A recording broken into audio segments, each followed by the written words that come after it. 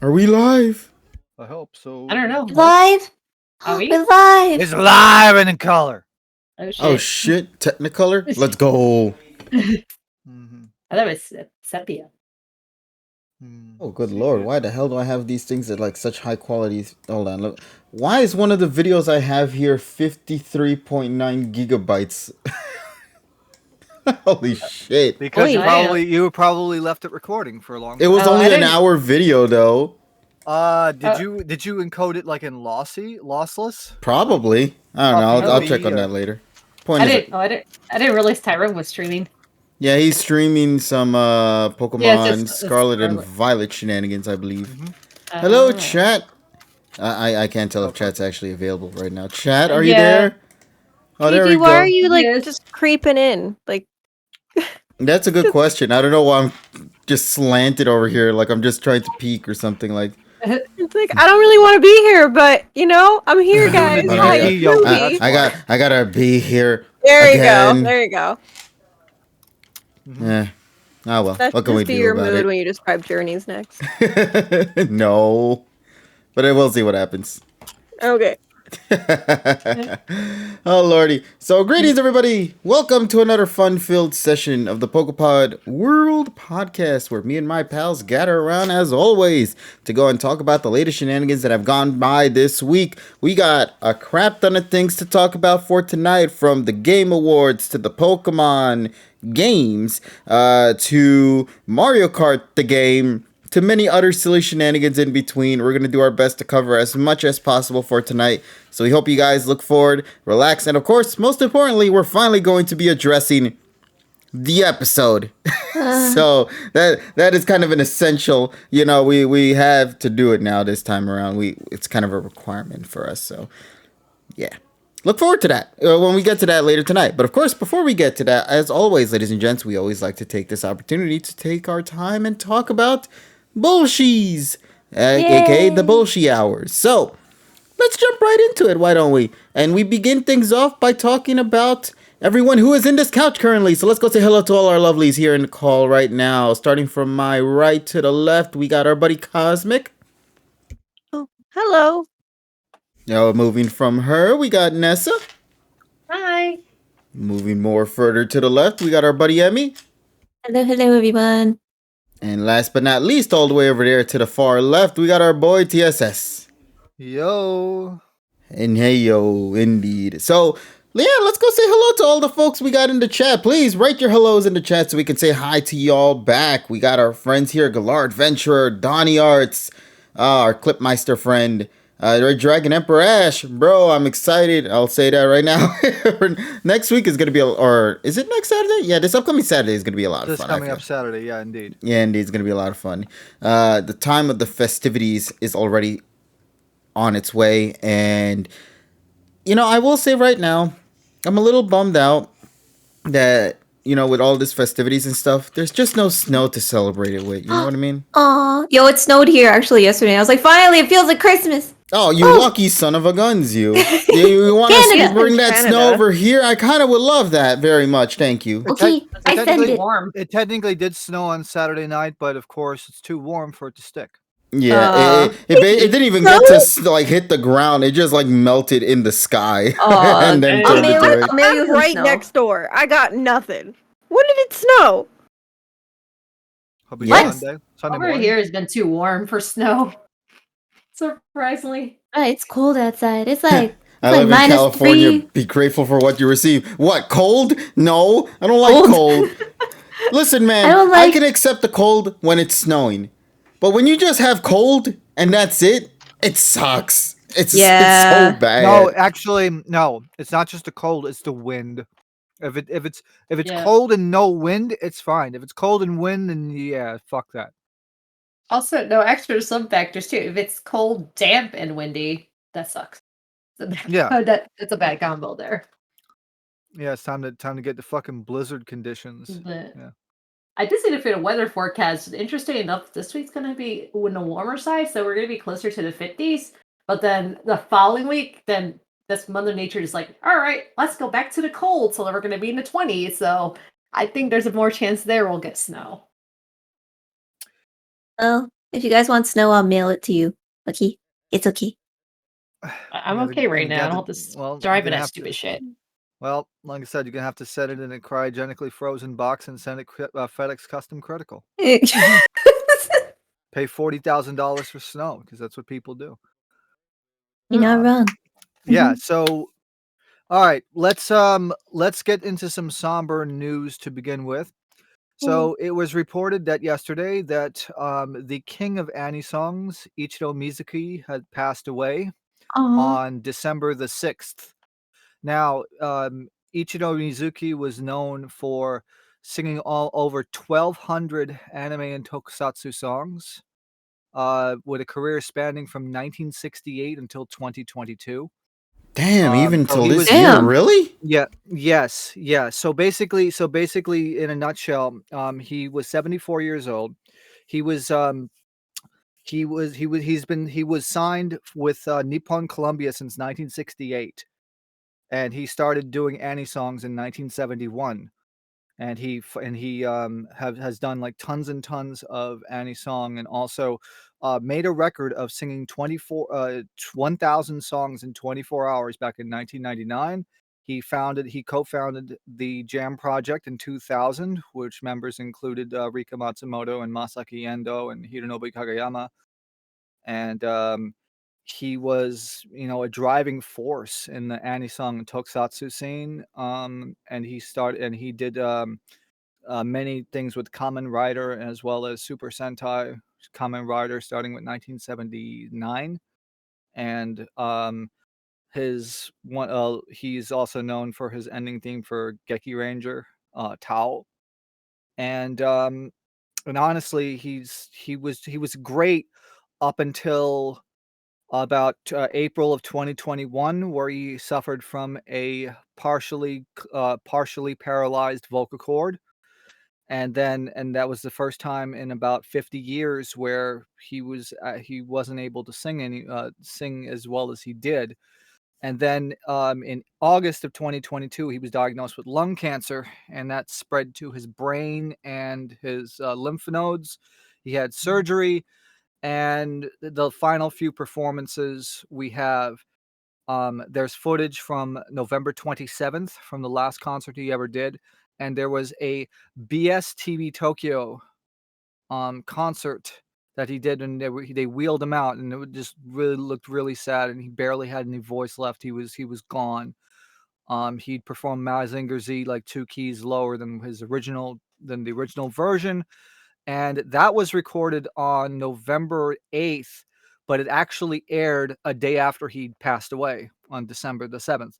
Now, the thing is, though, Japan likes to announce deaths about a week after they occur, but if you have, I mean, this man, I'm not gonna make a whole eulogy here because we're gonna be here for like half an hour, but I will do that on my next live stream. But all you have to know is this man was the guy who got me into anisong and tokusatsu stuff back in like late 05 and 2006, and actually started me liking anisong stuff and started collecting the stuff. And I have listened to his first best album, which came out in 1994, probably about 1,000 times, and I'm not kidding. Um, I know like most of his major songs by heart, and he was a great vocalist and just an overall great guy. And I've seen him I've seen him in concert twice in 2019, and this guy was a talker. He could really get the audience going. And if you haven't checked out any of his music, please do, because he has, like I said, over 1,200 songs. You probably will see, he has the Mazinger Z stuff, Kamen Rider X, like I said, Geki Ranger, which is one of his later ones, and the first few Jam Project singles from like 2000 and 2001, he's on it as well. So please, keep his legacy going. Check him out. There are some official releases, like he's on the Superhero Spirits, Super Robot Spirits 2000 and 2001, also 99, and his 40th anniversary concert is Mizuki Spirits 60.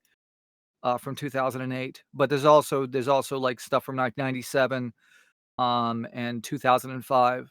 But really, please, he was a beast of a singer. He's a beast of a baritonal singer, and you should really check him out. I highly recommend it and keep his legacy alive. Yeah, the dude's been around for decades, bro, providing music for the world. Hell yeah, he's gonna have his Yeah, legacy continue to stay on forever. yeah. We call him Aniki, because he was the big brother. He's the guy that he organized like all of the concerts from like the late 90s, early 2000s in terms of getting the Annie song on a concert stage, because before 97 there really wasn't anything, and he started the trend of um having Annie-song concerts and superhero concerts like every year, Super Sentai Spirits, all that stuff. He was the man behind it, that really driven home, people coming out, the singers coming out on stage and actually performing. And like I said, it's really a great, I feel blessed that I was able to see him in concert, and you're going to see tributes from me probably up until to the end of time, because his birthday is on January the 7th. He would have been 75, and this man really needs to be taken a look at. I know everybody knows Hironobu Kageyama, for doing the Dragon Ball stuff, but Ichiro Mizuki is like right up in there in the top echelon. He is the king of Anisong, Yep, that's what and you should people. definitely see. I'm Yeah. checking right here on social media. They're straight up calling him, just like how there's like a king of pop, king of reggaeton, king of all that. He is without a doubt the king of any song, and Yeah. that is in itself an incredible feat to have under your Yeah, belt like that. when I heard the news, the news broke out literally over here at like 2 o'clock in the morning, and then when that happened, I felt like a piece of me died, because that man was a real like inspiration to me, and without him, I wouldn't have gotten into the Annie song thing. So, yep, um, Ichiro Mizuki, January 7th, 1948 to December 6th, 2022. Rest in peace. Godspeed. Okay, on lighter news, we have a birthday today. Ooh, Renowned Really? renowned former host of The Price is Right, Bob Barker, turns 99 today. Oh shit! 99. Damn. I didn't know he was I still alive. Price is Right. Yes, he has been a vegan since so he hosted Truth or Consequences from 1956 until 1965, until 1974, and then The Price is Right from 1972 until 2007, and Drew Carey took over that. But for the most, but here's the thing. So, not many people know that Bob Barker has been a vegetarian since 1982, after his wife Dorothy Jo passed away. And actually, I learned something new today about that as well. He's actually been a vegan since 2002, which I didn't know. I did not know that until today. So he was a he was a vegetarian from 82, but he was only like a vegan since 2002. So that's why he's Oh. still alive. So yeah. So let's hope that Bob can make it to 100, because Betty Wright didn't. And we need Bob to live to 100, considering that his mother lived until 92. He's already surpassed that. So yeah, happy birthday to the big man. Come on down. Happy birthday, Bob Barker. I always enjoy watching the clips on YouTube, though. I'll say that. Recently, I speaking about like game shows, I remember mentioning this on the Messenger. I was like going through a binge of Family Feud stuff lately. Like they've uploaded like 3 to 6 hour compilations on YouTube, and I just had Really? that. Yeah, there's Oh my so God. great. Yeah, but it's the Steve Harvey version, right? Yeah, of course. I love the Well, Steve Harvey version I so thought much. Bob Barker I'm a did man- Price is Right. Oh yeah, that's right. Because remember I talked about a couple of years back that Pluto TV, The Price is Right Barker era. The Price is Right, the Barker era now is up to 1985. Late, I would say late season 14. No, sorry, late season 14. We're not. In a little while, we're gonna get the episodes that were recorded after Johnny Olsen's death in October of '85, but we're not there yet. But I think their rotation changed now. They're starting now from 1983 instead of 1982 now, because they're clearing out these episodes. So I guess they're only doing 400 episode rotations. Huh. But I think they're up to May of 1985 now. Yeah. So that's but go on the Price is Right Barker era YouTube channel. There's a lot of clips from 82, 83, and 84 and early 85 that you need to check out. And Bob in his prime, I would say. Although I'd say his prime was probably from like 78 until like 83.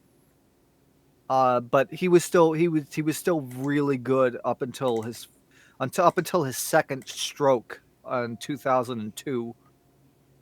So, like I said, you should check it out. Yep, and Donnie has the link there. That's the clips from the Barker era. But like I said, you can go on Pluto TV or Zumo, wherever. Wait a and minute. Watch the Barker era. Why is there an ad on it? Because YouTube a few months back allowed for custom usernames with the @ symbol. You could just do that now? Yes. Really? Yes. Huh. Damn. Yeah, they did. They do. I've just never seen anybody do that. It's always usually posted like the channel or something like that. That's pretty cool. I'll give Yeah, I that. like that. Yeah, that's actually really nice. Huh. So wow, I wasn't expecting to think we'd talk about the game shows for a while. That's actually really cool. But yeah, so ladies and gents, if I do have a suggestion of recommendation, go watch game shows on YouTube. They are available there. I'm It's so telling you, fun. man. At least for me personally, thank you, Tyrone, by the way, for the raid. At least for me personally, I love binging through the Steve Harvey Family Feud I stuff. know.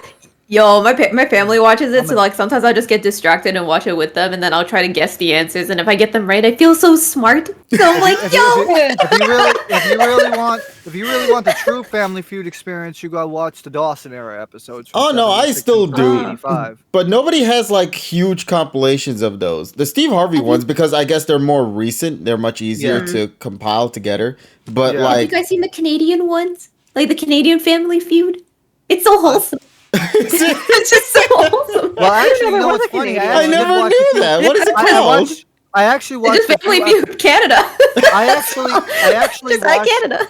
I actually watched a few of the Canadian version of the Match Game in the mid 2010s. Back Yeah, when there's like a bunch of like Canadian versions of things. Like you remember American Idol? There's Canadian Idol too, and then there's Canada's Got Talent instead of America's Got Talent.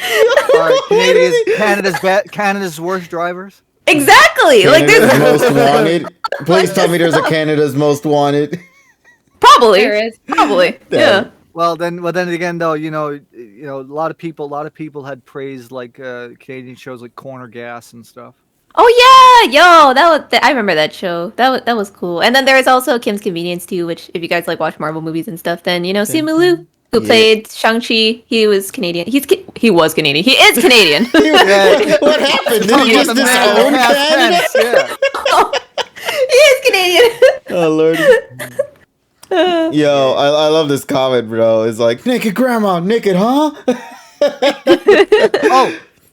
Red Dragon mentions Jump Festa. So, interestingly enough, that is actually going to be live streamed on YouTube both days on December the 17th and December 18th on the Shonen Jump. I think it was the Shonen Jump channel. I was actually scrolling through my timeline and I found that. Wow. Let me see here. Because it was Jump Festa for the first time is going to be live streamed to benefit the international viewers. Okay, yes. So here's the thing. So it's going to be through the official YouTube channel, the Jump channel, and it's going to be from Well, from here, it's going to be, I believe, Friday night, which is December the 16th until December the 18th. And it's going to be different stage performances. They're going to be like 12-hour streams for a couple of days. So it's going to be, they said like the English subs too? Yeah, Really? English subs, yes. Damn. Oh shit, we're finally getting represented in some way. Oh Lord, I'm happy with that. Took them forever though. Jesus Christ. Well, yeah, I mean that's what it is. It's just crazy things happening. What I did like though, and I wish they would continue this, is that a lot of I wish more concerts. Like I think Anisong concerts are going to be live streamed more. I wanted this to be stated. I wanted to do the fucking Hatsune Miku shit next year because they were going to be in like Osaka by the time I was going to be there. But the biggest problem with that was they require even though the site is in English, they required a Japanese phone number, so I couldn't even sign up for it. And it was a ticket lottery. So it's like, why are you limiting this? Why are you putting it in English when you know that there's going to be people coming into the country wanting to see a Hatsune Miku concert, but they have no fucking Japanese phone number? And on top of that, they said that the transferring of the tickets is prohibited because of freaking rules. And I'm sad. And then they're not even fucking live streaming any of that shit either. And I'm like, dude, just fucking get a live streaming ticket. It's fucking Hatsune Miku. You know how many people will pay for that shit? You know how many people would pay for a fucking Hatsune Miku fucking live stream? I would. I mean, I would too, to be fair. If I had the ability to go to that, yeah. Yeah. But I have some here with me, information about the upcoming Jump Festa 2023, with it talking in more details. I got the sources from comicbook.com, so allow me to take an opportunity to read a little bit. Comicbook.com. Exactly. So here's what they're telling me here. Jump Festa is the major event that takes place annually that dives, by the way, hi Tyrone, in anime and franchises that make up Weekly Shonen Jump's regularly released publication. You're bullshitting. With Shueisha responsible for the series, including Dragon Ball Super, One Piece, My Hero Academia, and many more, new details have emerged regarding what shonen franchises will have a place at this year's Jump Festa. In the past, Jump Festa has revealed new details about the many shonen franchises, manga, and anime adaptations, and we expect Jump Festa 2023 to be no different. In fact, there are going to be super stages that will include some of the biggest shonen franchises, with each of these properties most likely dropping new details when it comes to the future of their manga series and their anime adaptations to boot, which follow One Piece, My Hero Academia, Black Clover, Jujutsu Kaisen, Demon Slayer, Dr. Stone, Spy Family, Chainsaw Man, Boruto and Naruto, and Prince of Tennis. On top of these super stages, this year's Jump Festa will have a few stages marked as Super Stage EX, with the following franchises set to make their presence known at the Shonen Jump Focused Expo, such as Bleach, Kuroko's Basketball, as they're right here, and Haikyuu. That's here. Oh, Jesus Christ! Oh my goodness. Haikyuu. Good lordy. The fucking volleyball anime? Oh, yes! They're on my wall. Tyrone, it's hot guy anime. You don't understand. No, but then, okay, here's the thing, though. Hold on. This is the one time we're finally learning the minds of Emmy. Hold on, let's listen. House Club and Black Butler. I understand. It's different. You guys, you know what? For my turn for PokePod Shuffle, we're watching Haikyuu. That's what we're doing. I made up my mind. This is what we're doing. We're watching Haikyuu. Oh man, punch me in for getting sick that day. Yo, suddenly got a cramp 9 weeks into the future. Hold up. Oh, jeez. No, but like Haikyuu is just like, you know what? Like I've said this before. Like it feels like Pokemon in a way where it's like, you know when you get really wow. Well, okay, it feels like it because you know like how you get really hyped in like battles and stuff and you're just like really happy. that's how you feel when you watch like the volleyball matches. Like you feel like very hyped, and you just want them to win, and you just want to support their every move and all their like their development and their growth, and the writing's good. It's nice to have good writing. Emmy, What? you don't care about the development. They're hot guys in an anime. That's what we care about. Let's be real. Nice person. Okay, here's the thing though. So they changed the art style in like until one of the guys opens up a OnlyFans. No. No. God, no. Only volleyball. Let's go. Only volleyball. No, but like they so like they changed the art style in like the fourth season, and okay, so that's the only thing I'll say, because they're not that cute anymore. They used to be like really cute in like the first to third season, and then they like changed it, and now they just look kind of like, I don't know, they look less soft. We don't if that care. makes any sense. Wow. So I don't know. It's not wholesome though. That's a wow. Okay. Ugh. I'm never gonna win this. We don't give a fuck. No, I can't. I'm already down for watching it. I just thought it was funny to fuck with her. This is the only time you ever get a chance to do so. Well, because the way Okay. Emmy defended it, she defended it like we were all against it. You know what this means? You know what this means, though. That means We're that watching it. now, no. This means now, this shit is gonna go on the list, which means that if I find any high Q fucking gotcha shit, I have to buy it now. Oh man, see, man. Wait, what was the original? I'm not gonna lie, like I heard like half of what KG said. All I heard was Haikyuu, and then I got really excited. What exactly is happening with So, were you not paying attention to anything I was saying prior, buddy? I heard half of it, and then I heard He just conked out in the middle of the speech. First of all, I'm surprised he didn't react to Spy Family. Exactly. Hey, that Spy Family episode was lit. Oh, it was great. Yeah, we should. I'm just kind of questioning how come the entire world in that anime are not questioning the fact that a woman can just smack a ball that produces sound that surpasses speed. Oh yeah, We love that Dragon Ball Z episode of Spy Family, bro. You were just like diced a tennis ball like it was an onion. Like it's all good. It's all good. It's I fine. love that they reacted to it, be like, wait, so she didn't hit, wait, what? Like, how does it do it? Well, that begs several questions. The first time she diced it up because she swung it too hard, she held back. How much power can a tennis racket and ball take when in contact with each other? Yes. She hits it like extremely hard, right? Dude, she hits it so hard it goes past the speed of sound, bro. And like when she does that, the other girl defends it and blocks it, and you can see like the aura and shit, like creating these huge gales of wind the whole way through. Now I want to ask, this is more than likely comedic effect. It's not like canonically how strong she is. This is just one of those things that like very much adds to the epic factor. But then they went and had the ball like crush a tree or some shit in the background. So I'm like, what part is the fiction part and what part is the real part? How strong is this? Yeah. The same thing. Yes. Legal Yes. steroids. What? Wow. Whoa. Well.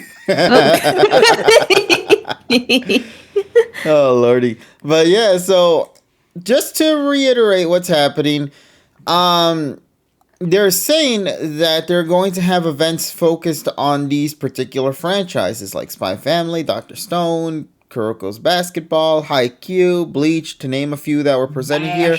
However, while Dragon Ball Super wasn't mentioned in this new reveal, the fact that Goku is pictured front and center in the promotional image surely means that the Z Fighters will also have some role to play during Jump Fest as well. No! That's because it's shonen. Like Yeah. you can't advertise shonen without showing Goku. No, Yeah. but he's in front though. That's the thing. He's Yeah, not like in the he's silent. the He's fair literally shonen. in the smack Tell dab his middle. ass to get out of there then. So they're gonna probably promote the manga, obviously, Dragon Ball Yeah. Super. Probably. Yeah, so that's gonna Yeah, be because that's the whole point of Jump Fest. Yeah. Mm-hmm. That's how they promoted the Tournament of Power arc when it first got revealed. So yeah. So yeah, it's a matter of questioning when things are gonna happen. Speaking about manga, though, Did you guys hear the big announcement? The one that Tyrone says he wishes he never heard? Yes. So, if you guys heard, My Hero Academia Oh shit! has been ending? officially confirmed to be getting a live action film adaptation. Oh, On Twitter, I said they need to unannounce it. why are they not ending it? I thought they were gonna end Well, that it. was filling up my timeline today. I could see so many responses about it. I was like, oh, great. I was Why like, was- didn't that learn their lesson from the first time? Why do we need everything live action? Why is that a thing? What? Like, why? Like, oh. Money. Wait, who's Money. making it? Is it Japan or is it? It's it just. It's just only for now. We Greedy- just know there's greedy a fucks. film in the works. Netflix. Netflix. Yeah, Oh. greedy fuckery. That's basically it. Oh no. Capitalism. Money. Plus ultra. Plus money. Plus money. Yeah, plus money, actually. Ultra money. Let's go. Oh my gosh, does that mean like I can buy a ticket and then it'll be plus tax? What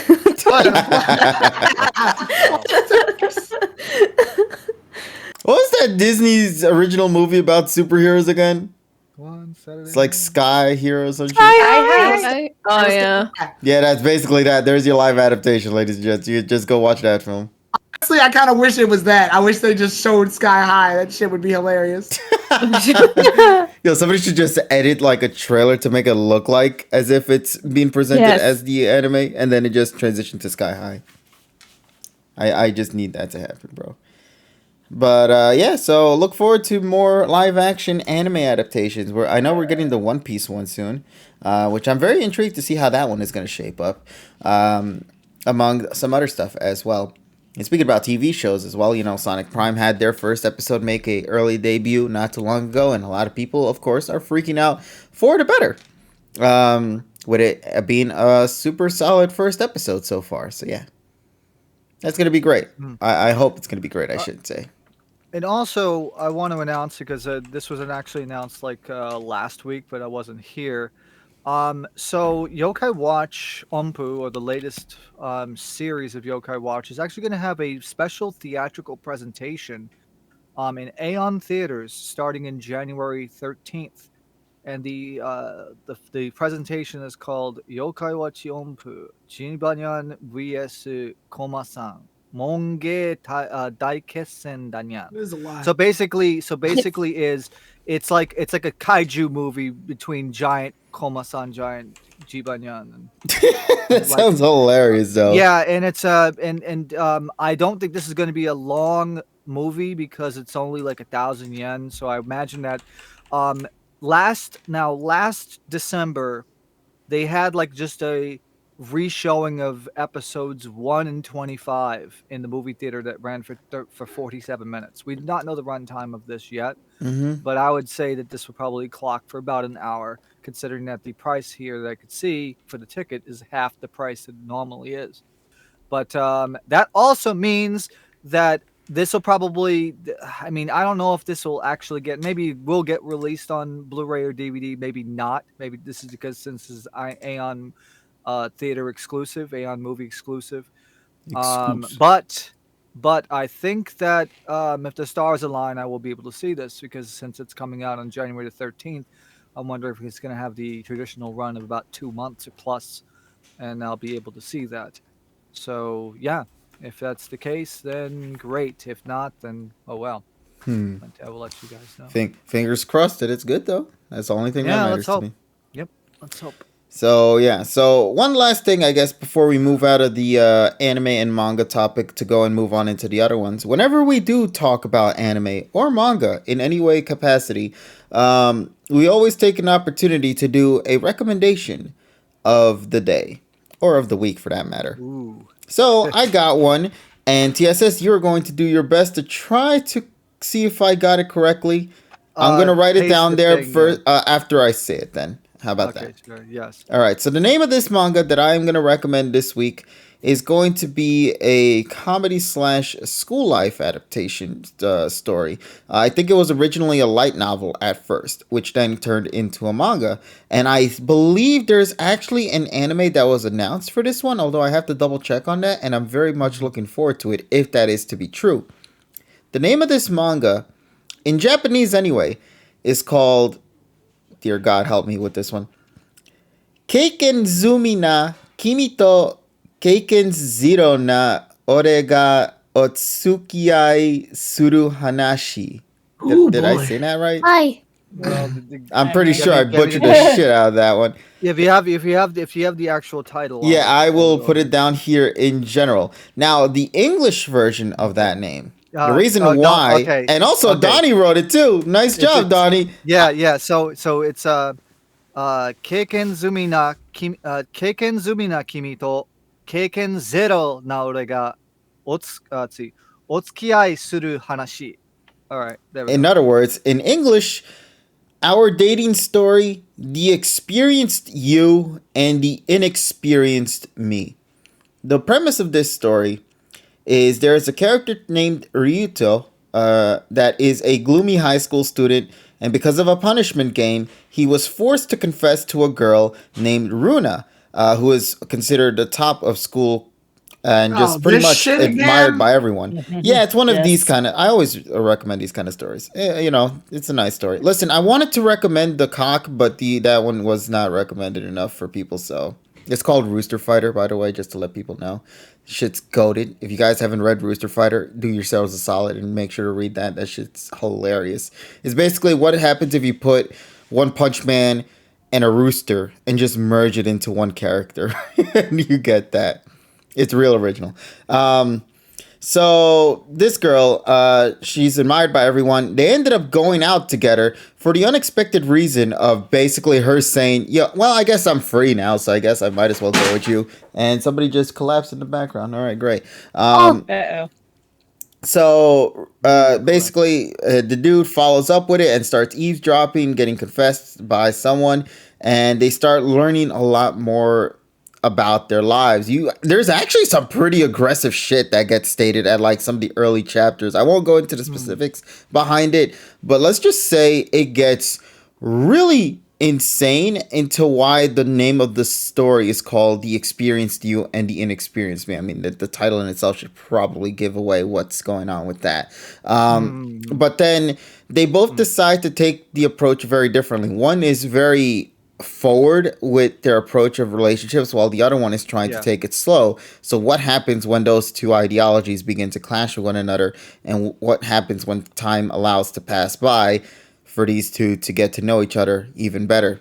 It's a really, really good manga that I've read so far. So as of right now, at least what has been translated, 8 chapters are currently out right now. Donnie seems to have already noticed it or has known about this manga because he's already typing it here. It says, yeah, I feel bad for the main girl, but it is a pretty wholesome manga. It is. You learn this poor girl, because she's so unaware of how things are. She goes through some terrible shit before this guy comes in and really does wonders to help her actually feel welcomed in the world. It's really sad, but yet once you get past that sad stuff and continue to progress with the wholesome content, it's really, really nice. And props to the guy too. He had many opportunities to have taken it into a very vulgar approach, but he decided to back out of that to try to actually make things more comforting for both sides. And when you read the manga, of course, you'll understand where I'm going with it. I don't really want to go into all the details behind it. Like I said, I want to keep things simple and clean on that front. And yeah, this is my anime recommendation, or manga recommendation. I apologize. So there's only 8 chapters out right now for it. Not really that much to read currently, but hopefully that should be enough for you to at least see what it's about and maybe decide to follow up with it at a later point in the distant future. With that being said, though, aside from that, do also watch Rooster Fighter as well, please. You guys gotta. It's so stupid. It is the stupid. It is one of the ridiculous, most absurd, insanely creative mangas I've ever read, and I read a shit ton of manga. I read from all the yaois to the yuris to the experienced to the inexperienced to the segs to the isekais to all the other shit that exists. Is it literally just a rooster destroys everybody? It's basically that, but he has a side effect to where this is so stupid. He just gets horny at occasions because of like the superpower that he gets. It has like a side effect that literally makes him that, to where they The have rooster? to. Yeah, the rooster. The animal instincts basically is his utter ability. PG gets amazed by the simple shit. Like you could make an It's anime not. called. Listen, man, it is You simple. can make an anime but called that like time. it's so simple. You So could why make an hasn't anime- nobody done it, Tyrone? No, Then shut up. That you could make an anime called That Time I Got Reincarnated as a Blade of Grass, and he would watch all of it. He would what? Not only would KG watch all of it, he'd read all the manga. He'd buy the merch. hey, He'd be man, I'm just Gra- saying. He'd be like, "Oh man, Grassy Boy is my favorite." Like, yeah. Also, You know speaking you of, do it.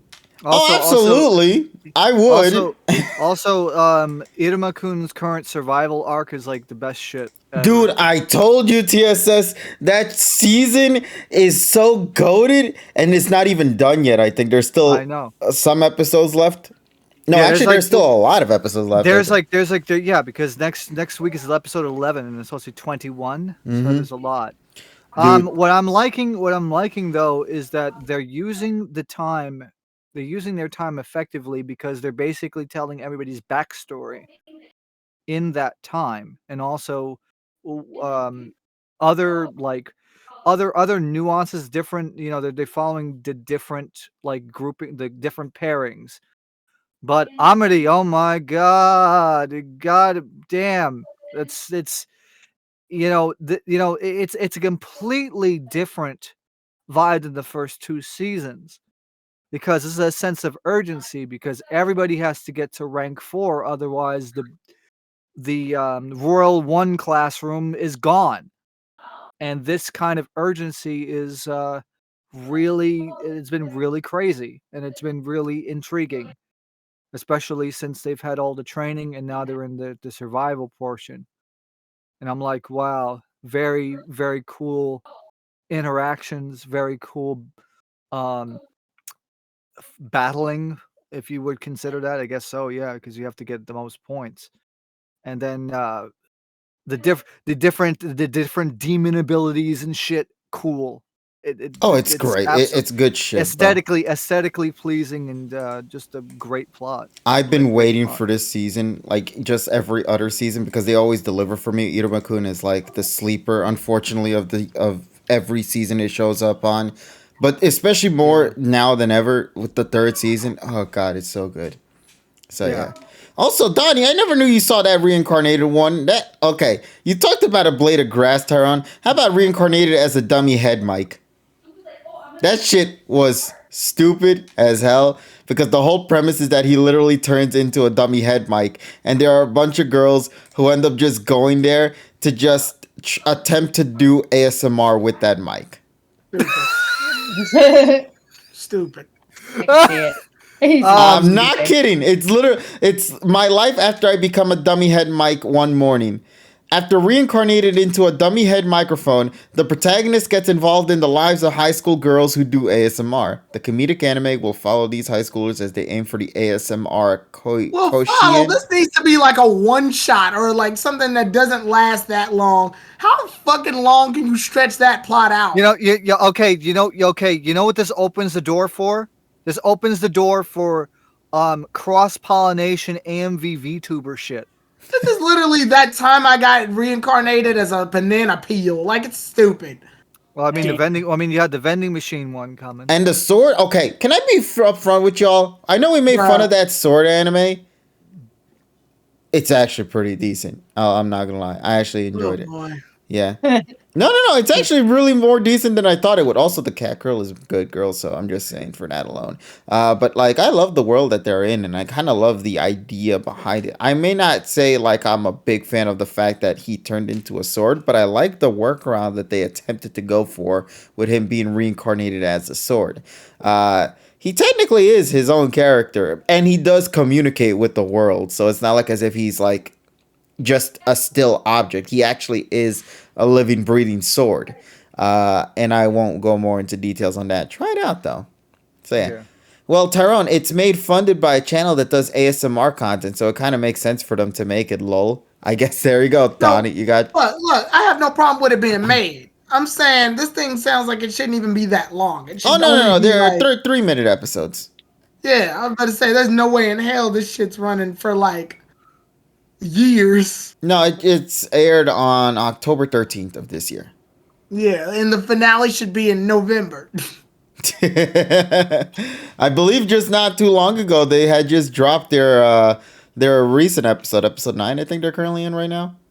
So yeah, It's only a matter of time. Like a mini web series. It's only pretty a much, matter. yeah. It's only a matter of time before they go. That time I got need links. I need links for this. It's only a matter of time before they think of. It's giving me ideas. See, look, I got this man into it. There we go. Only a matter of Achievement time has been made. before they Okay, wind up Donnie's providing thinking- the links. There we go. It's only a matter of time before they go. That time I got reincarnated as the poop that came out of the girlfriend that I had a crush on in high school. Well, there was one based off poop, but I don't think there is actually one tied to the girlfriend as of right now that I'm familiar with. But it is somewhere around that line, Staron. Basically, poop for thought. basically, isekai ideas are like Rule 34 at this point. So. Yeah. I love that though, because at first Isekai was always just being caught in the world of like a JRPG world and having the superpowers and all that. But ever since that time when somebody decided to say, yo, let me just break out of that boundary and just turn this man into the spa water. I don't know, everything changed from that point onward, and I'm so happy. I mean, if you want to consider isekai goes back like much further. Even The grandfather of isekai had an anime air like a while back, if I remember correctly. But if you want to go back to the term fucking gimmick, Mr. Gimmick from fucking 1992 from fucking Sunsoft. It's fantastic. Another world. It's an isekai. I'm almost with Antrite at this point. Isekai's oversaturated. No, see, it depends on what isekai you're going to watch, though. Because if you're watching the fantastical, mythical worlds, then you're going to get oversaturated. But if you're watching one where he turns into a dummy Mike, though, come on, that's a different thing. I consider this to be a parallel of when school anime was oversaturated in the late 2000s. I kind of make the parallels the same. Yeah, there was actually a lot of those, huh? Yeah, like fucking like you had fucking Lucky Star, fucking Geijitsukan, what was it? GA Geijitsukan art design class or whatever the fuck. Yeah, all this stuff. Thank you, Donnie. Like recently, there was another one that also came out not too long ago, which is Ya Boy Kongming. It's your boy. It's basically about a reincarnation of the legendary military strategist. I don't know how you pronounce this. The last name's huge Liang, in modern Tokyo, in the middle of a Halloween party, and then suddenly it just starts reading into like a fight of nightclubs and rap battles and shit. So that's one of them. Another one is basically reincarnated as a sword, the one I told you guys already about. There's another one about a protagonist being transported with a toilet, apparently. That's a thing. Yeah. Let me see what else is there. Let's see. Oh, yeah, the otaku who turned into a pig. That's also another one, too. Heat the Pig Liver or something like that. I believe it was what it was called. There's some really, really weird isekai plots. I swear to God. Like the Yamcha one I would also put up there, too, as that. You know. The time I got reincarnated as Yamcha. Yeah. There's that one. There's the channel. I almost bought that at Udenbaku. I almost bought that at that one store we went to, Kinokuniya. Yeah. I will say though, my favorite, if I had to choose like one of the weird just stories that exist out there, aside from the vending machine one, which is actually pretty good. The other one I enjoyed that I don't know if it's still ongoing. I think it's probably completed by now. It's called Wan Wan Monogatari, aka Woof Woof Story. Yeah, it's basically I told you to turn me into a pampered pooch, not Fenrir. It's a story basically of a person who ends up reincarnating not as just a regular dog, but he ends up just transforming into a mythical beast, the legendary Norse wolf Fenrir. And he tries to live a normal life while having all these godlike powers under its disposal. So, yeah, it's a nice read. I enjoyed it for what it was. I did read here, it says it did go complete at 7 volumes. So the story did at least get to a conclusion. But I'm saying, though, the vending machine one, no. I've talked about it many times. You know what? I'm going to go and take a look at that vending machine one at some point, and we might jump back next week to talk about the vending machine, if it's good or not. All right? Oh, okay. Sorry to be off topic for a second. I'm so sorry. Okay, so I fucked up earlier in my stream. You guys know I streamed before you guys. Yes. And I rated you all, and I got the perfect IV the 6th one. And then I was going for Scatterbug next to get Pavilion. I accidentally released the Timid Pavilion that I needed. And I went back and I kept breeding so I could get another Timid Nature one. Not only did I get the Timid Nature one, I got a 6 IV Timid Nature one. So I won out twice. Nice. You cheated. Yes. Yep, so did. Hell yeah. And I got away with the two-parry the platypus. No, it's just so funny to me, Tyrone, because you worded the shit out of me that one day. And then suddenly someone gifted you the 6-star and suddenly everything is just back to the way it was. Back to normal. See, you got what you wanted, Tyrone. Oh, no. Yeah, but I had to hear his ass curse at me for like an hour, bro. I know, right? No, let's not get it twisted. He's still a piece of shit. Oh, absolutely. But it wasn't worth it to know that suddenly the next week you're like, okay, I'm back to normal now. You're like, what the fuck was that? Don't get it twisted. Let's say I get gifted a PS5 one day in the future, right? KG's still gonna be a piece of shit for the PS5 situation he got going on.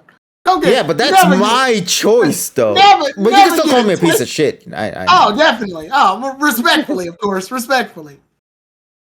Uh-huh. Yes. Respectfully. This is my dude. He's just a piece of shit. Wow. We're best buds. He's an asshole. Oh, yeah, I'm a piece of shit, Tim. I said it online and offline. Canonically, KG is my best friend, but he's still a piece of shit. Never get it twisted. Never forget why are friendships so hard to understand? Never forget where you came from. Basically, like you don't want you want to know my greeting. It's just like my little finger. Meet my little finger. Yeah, Tyrone's just doing. Hey asshole. Hey bitch. What the fuck? What was that all about? If KG ever gets possessed or turns into a zombie or something, I gotta kill him. If anyone's gonna kill that son of a bitch, it's gonna be me. With friends like these, who needs enemies? No. Yeah. Friends like these, who needs enemas? Oh no! I'm only laughing because of that one episode for Family Feud where this woman just screams out, "I'm gonna give him enema," and then Steve Harvey just follows. I was like, "Give her enema! Give her enema!" Ding! What the fuck? That was like what the hell? God, Family Feud is still goated. I'm just saying, bro. Watch the 2-hour, 3-hour compilations. Name an animal with 3 letters in its name. You said alligator. Remember when we played golfing with friends and that bullshit happened with the whole Family Feud jokes? Yes. That shit was insane. I loved that. That was the dumbest string of events that went down with that. Yeah, so nothing but fun all around, ladies and gents. Just to clarify, in case you wanted to question what the hell happened the past 5 minutes. So let's continue then. So here's the next thing we're going to be talking about. Emmy, Cosmic, Nessa, TSS, Tyrone. We got Mario Kart shenanigans to talk about. Obviously, you already know. I can only talk about Maple Treeway. And I played a total of 0 tracks. You didn't play Wave 3? Yeah, no. Wait, is that DLC out now? Yeah, it came out on Tuesday, I think. Shit. No, Wednesday, wasn't it? I didn't play too many of the new tracks because every time I kept picking them, everyone kept picking some other ones, so I didn't really experience much. Hey, are we gonna do that tomorrow? Is that what we're doing? Do you want to Can do we one play tomorrow? Mario Kart? Yeah. You want to take a little break from Pokemon Scarlet and Violet to do that? No, it's come to a point at this point where Mario Kart has become my curse/gift. Yeah. Where it just sort of like comes with me. Like, all right, come on. Let's get it over with. Yeah. I think do you want to know what it is? It's that time, KG. It's like asking your least favorite uncle to drive you somewhere. Yeah. Oh, Tyrone, you're gonna love this. So that tournament that was held on Saturday, KG didn't win. What? Oh, yeah, he did. So that was actually rigged, though. Yeah, KG and I got screwed. I mean, I was gonna lose anyway. Who won the tournament? I don't know. Some nobody. Okay, I thought it was gonna be. I thought it was gonna be Whoever the won, person. you matter. You are not a nobody. We just don't know who you are. No. Fuck High that. Oh. No, I Well, thought it got congratulations. updated though. Because Did it? I couldn't tell Oh, it because is High High Prof did take it. High Okay. Prof. Yeah, Okay, I High remember Prof High Prof yeah, did, but the event didn't I end didn't until mean half an nobody hour. is and they don't have value. I mean nobody isn't. I don't fucking know them. But You no, know High Prof then. I thought it was gonna be the person who always winds up beating you in Mario Kart. You said Adam? you knew him a while back. Yeah, Adam. I thought it was. Oh Gonna no, be Adam was supposed to join us, but two things happened. One, work, and the other one, he left the Switch at work, but he did Damn. have it at a Switch Lite, so he could have played with that. Unfortunately, my he was unable history- to do it. My history with Mario Kart spans from that fucking that raid that happened to me that one day of like 300 people that Oh showed up. yeah, that was so Yeah. cool. And I got so raided that like followers just start. I think Tevin. It was Tevin. Tevin had raided me and basically boosted my follower count from like 400 to 600 in an instant. It was nuts. Yeah. That shit. So unfortunately, I kind of have like I kind of have to keep going back to Mario Kart just in case. Does that mean we're playing it tomorrow? Yay! Yeah, it could drop again. I think what we should do, KG, since Scarlet and Violet's still a thing, and I still want to get into competitive, I think we can do like the first I said we do like the first hour of Pokemon, and then the rest will be Mario Kart, or we can vice versa it. I think what we should do is we'll rank. You know what we'll do? We'll rank the Mario Kart shenanigans tomorrow on stream. Like we'll Okay, I'm playing it. So we'll be playing them tomorrow, Tyrone, right? And we're gonna play all 8 courses on stream. After we complete those 8 courses, then we'll go straight to Pokemon. Because it is only 8 courses. So what we're gonna do tomorrow, Tyrone, is we're gonna play all 8 courses and we're going to give our rankings on them live on Twitch. But okay, yeah. See, I figured we'd probably do that anyway. Yeah, so initially I was going to say, we could have just done the other thing where we could have just done the rankings right now for this one. Oh, I'm sorry. Hold on. You didn't mean to see that. Where we were supposed to do the rankings on this one here. Oh my the yogurts. Yogurt, what? So, Yogurt's yeah, gonna make so- you win? We were supposed to do rankings for this, but we'll save that for tomorrow, ladies and gents. I just want you guys to know already, this is in D tier. So What? Yeah, Which you'll one? figure it out soon. Don't worry. Okay. Oh, wrong one. I swear, if you touch my maple tree way, I'm gonna be upset. Don't worry, nothing happened about it. Okay. Yeah, it's all good. How dare you? How dare you? But yeah, so keep that in mind, ladies and gents. Tomorrow we're gonna play. I think the first hour we're gonna play Mario Kart, and then after that we're going to play Scarlet and Violet shenanigans. Then why don't we? Is that perfect with you? Sounds good to me. All right, then. Great. So let's move on from that to then now talk about Pokemon Scarlet and Pokemon Violet. Why don't we? So this is a perfect opportunity for us to take this chance to talk about it. We did initially mention, and I want to clarify, Emmy, actually, since you're here, you're kind of required to know this. Required. We gave you girls, because at the time it was, I think, just you girls, because everybody else already completed it, the time limit of a week to at least know that we were going to be doing the discussion today that will tie into spoiler territory. That's okay. You guys can talk about it. I know things. I was listening to the stream when you guys finished the game together. Oh, okay, so you're already caught up, basically. It's okay. My question is, what the fuck? I mean, I did that. What a week. I haven't had time. Okay, it's been a really busy month for Emmy, just for like baking stuff. I've been baking all of my days off. I You haven't should had no have baked time. some hours in on that game. So you're baking at like 7 o'clock at night? Like, Yes. Like literally, I'm coming home and then I'm doing like an order, and it's just like, oh, why did I do this to myself? And then I'm like, oh, but this is fun. But then I'm like, oh, I haven't played the game. I'm like, it's okay. I can play at Christmas. That's fine.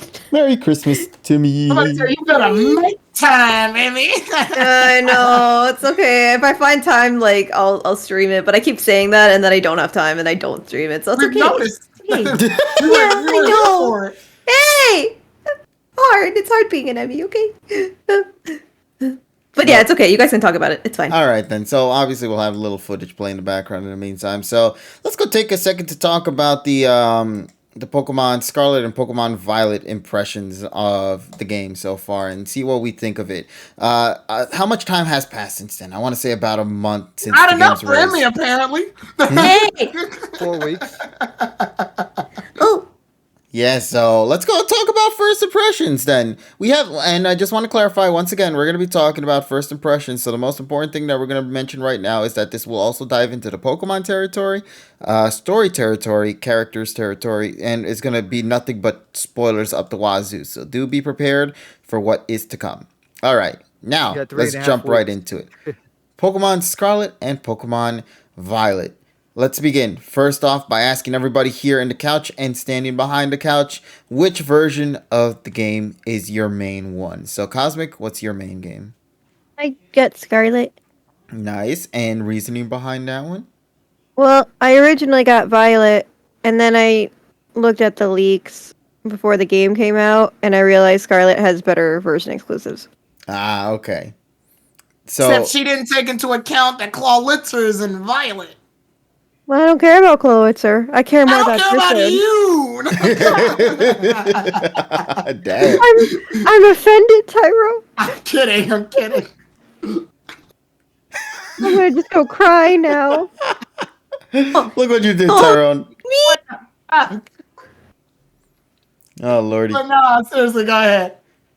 So, yeah, so Cosmic, then, the main question I have to ask you now is, now that time has passed since you bought the game, what's your impressions on it?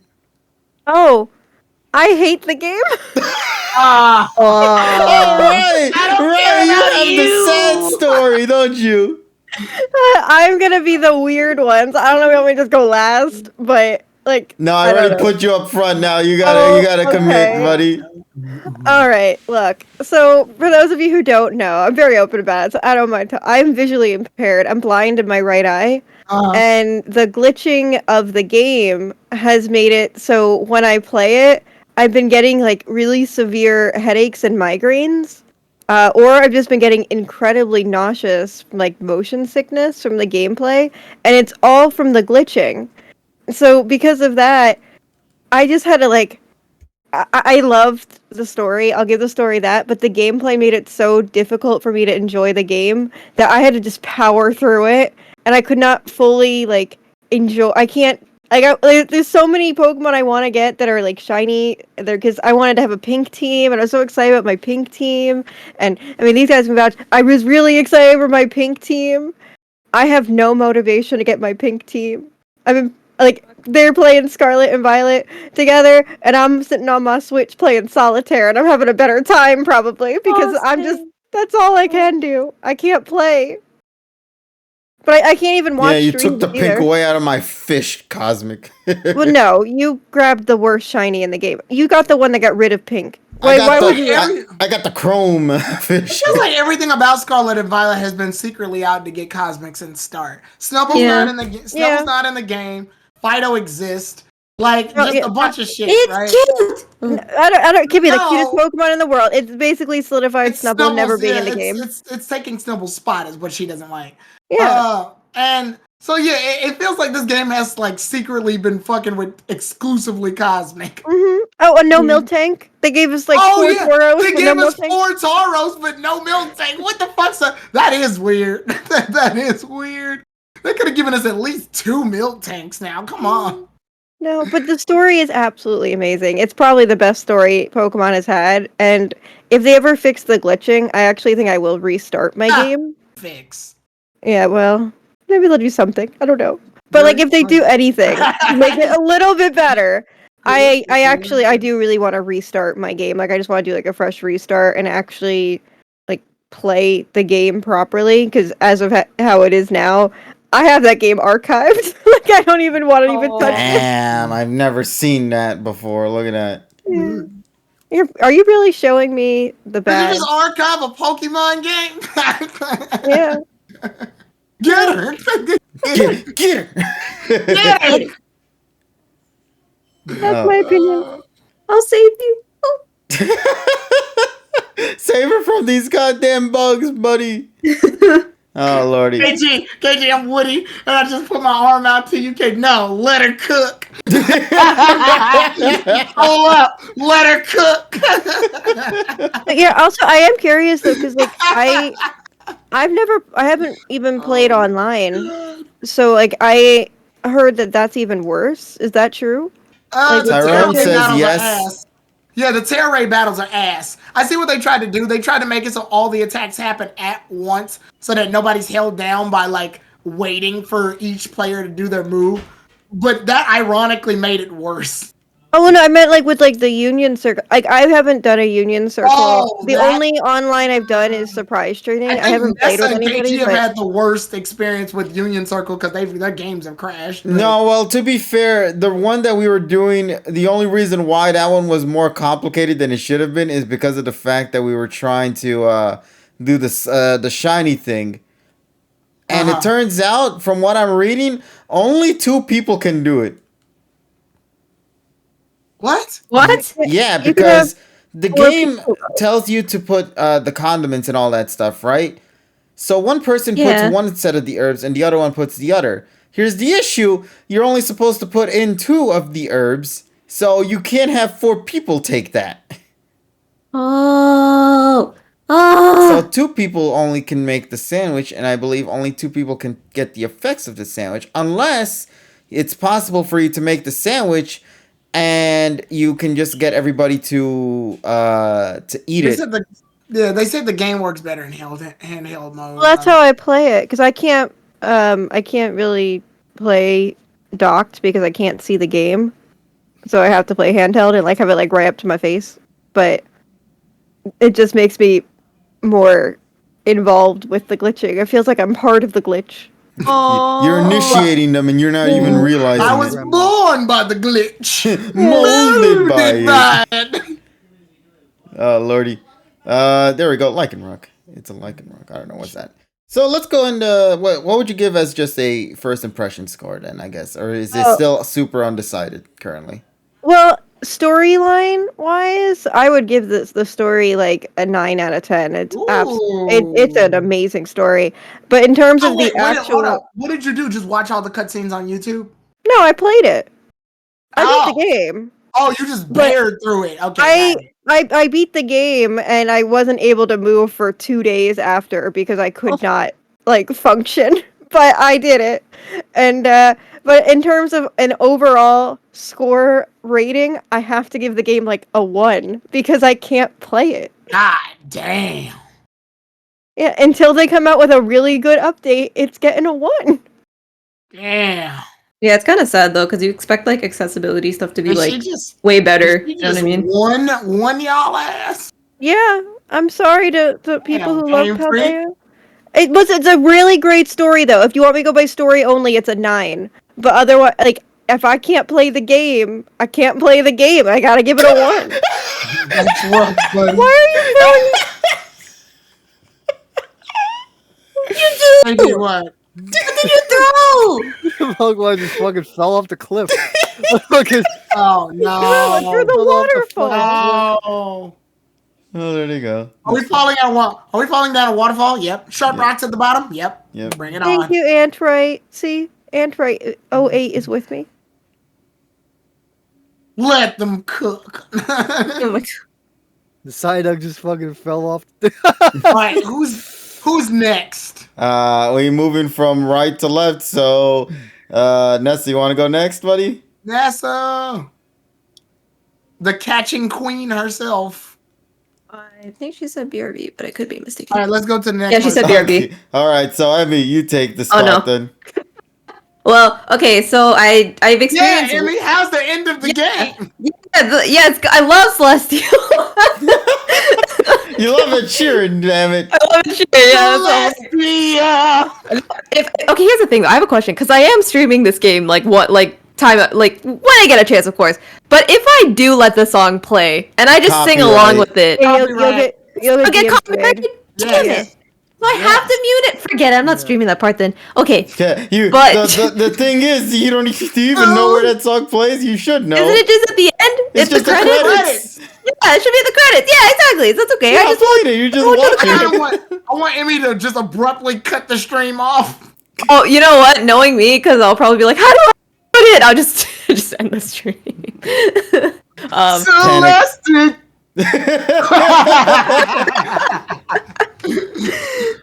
Oh my god. I mean, like, okay, from first impressions, I guess you could say, like, I really am enjoying this game. Like, I think the reason why I haven't progressed is just because I keep getting distracted by hidden items, which, okay, hidden items, I wish they didn't respawn because, like, I feel like I would feel way more accomplished if they didn't, because it's like, oh, I went all the way in this random corner and I found it, while y'all didn't, so, I feel I'm better, you know? Like, little things like that. But no, they respawn, so I'm just useless at this point. But...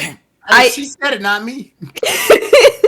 But in terms of like glitches and stuff, so my last stream, I think my last Tuesday stream, the game crashed on me, and that was the first time that happened. And I actually just finished defeating a Titan, which I was underleveled for, so I shouldn't have won that, but I won, and everything was okay. It was all good. I was like, wow, I won, nice! And then the game crashed, and I was like, oh, this is what this feels like. And it's a horrible feeling. It's not fun at all, especially like if you're like me who doesn't progress a lot in games, and when you do, it's like, okay, I've done something. But luckily I had autosave on, so if you don't have save on, please turn it on.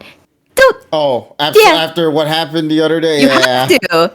Yeah, like they really don't make autosave like turning off or on like an option. Like keep it on at this point, because like bro, like there's no point. Like that was very scary. If you're doing something and you mess up to where you're forced quitting, you're kind of screwed because you lose everything. You're screwed, exactly. And that was just like that was very scary. So like in terms of glitches and stuff, there's that. I've had some, like I'm playing right now just to progress a little bit. And I've had some more like glitching with the background and stuff like that. Just like it's not how to explain this. Like in the battle area, it's not the exact area that I'm in. It's like, for example, like I'm in a little cave, right? But it's above, like you can see the sky in the background, but it's like glitching, so it looks like I'm battling in the sky, but I'm not. And then it goes back to the cave, and I'm like, ooh, this is what we doing. All right. And just like little things like that, or just like frame rates like dropping and all that. So it is kind of annoying. I do agree with that. There are some really funny things, like what I experienced with KG. I think that was the funniest thing that has happened this entire thing, where you can just be in multiplayer, and then Koraidon just Oh yeah, the Koraidon glitch. That shit. That was nightmare fuel, but it was really funny. So like it's all good. I needed that laugh that day. This shit had me dying, bro. That was like really funny. I think that was like the funniest thing I experienced for this like entire playthrough. It was just that one moment with KG. So that was really, really funny. I do, like I said, I am really enjoying it so far from what I've done. The story so far is really, really nice, especially with the Titans like helping Arvin with like this dog, you know, and like then my Koraidon just taking my sandwich each and every time. It's fine. It's okay. I don't need to eat. It's okay. You can have it. It's fine. Yeah. But I am like story-wise, I am enjoying it so far. I like the open worldness of it. I don't like the map. I've said this many times. I really don't like the map of this game. I think it's stupid. Trash. I think it's really? This is one of the best maps for me personally. No, this map is so it's so confusing. It's so confusing. This is what I don't like about the map. Confused by Actually, once I didn't like it, but once someone told me about the like where you hit the I think rotation thing. Control it. Yeah, just hit the left stick. Yeah, you hit it, and then it'll show you true north. Yeah, no, I still hate it. It's so perfect once you do true north, though. It's it was like that. I wish. Not even Pokemon, but other games have made better maps. Like this is not a good map. It's not a good map. Like here's the thing. Like I wish I could zoom out all the way just to see the full map, but I can't do that. If I zoom out all the way, I get like the little like I don't know how to explain this. You just get the little icons of where people are. You can't even zoom into those anyway. Exactly. I can't even click on that and then zoom in on that. I have to like go back to the actual map, zoom in, try to find it again, which will take another 10 minutes, and I'm like, why? Why is this so difficult?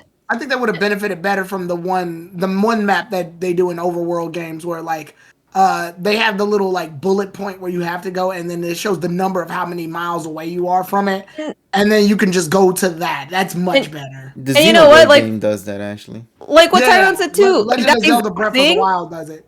Breath of the Wild does it, and you know what's funny? Legends Arceus did it too. So why did they not? That's right. Legend Arceus did do it. So it's like, bro, they should have just brought that over. That would have made life so much easier. But no, here I am just following an arrow that's disappearing and reappearing every 5 minutes. So it's like, nice. Cool. I'll give praise to this game though for the multiplayer stuff at least for what I've done.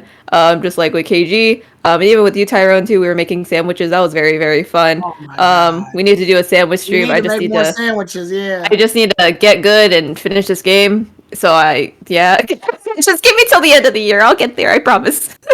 But overall, I mean, like, I can't really comment much on just like story wise because I've done bits and pieces of the story. So like, it's cool so far. I like it. It's nice. I don't like the Team Star stuff though. It's kind of weird. Oh, they're going to kill you, Emmy. Are they? Are they really? You've never been a kid lonely and met online friends. Oh, I'm probably Yeah, waiting. that's I'm you waiting talking to to get online farther around friends. because it doesn't sound like you finished the whole T star yet. no, I haven't. I've done two things. Look, even Nessa's like, oh, obviously you don't like it. You haven't finished it yet. Mhm. Okay, maybe it'll change. I'm open to that. But so far, I'm just like, All right, go ahead. That's it. That's Hey, all. I just want to let you know I had to close your stream because I was getting motion sick. Oh, because of the game. Mhm. Even in the little teeny tiny ass screen that's over there. Yeah. Cosmic, don't look at the box. Don't. Well, I am a mod. I have to look at the chat. Oh yeah. Pop the chat out. Yeah, I you could did. Yeah, you can. and just Well, have the now I stream did. playing in the background because if you pause it, it doesn't count you as a viewer for some odd reason. Yeah. I don't know why that's a thing. There's some weird decisions these. I don't know why that happened. Yeah, One no, it thing, really I in all don't know sincerity, I don't why. know why it does that.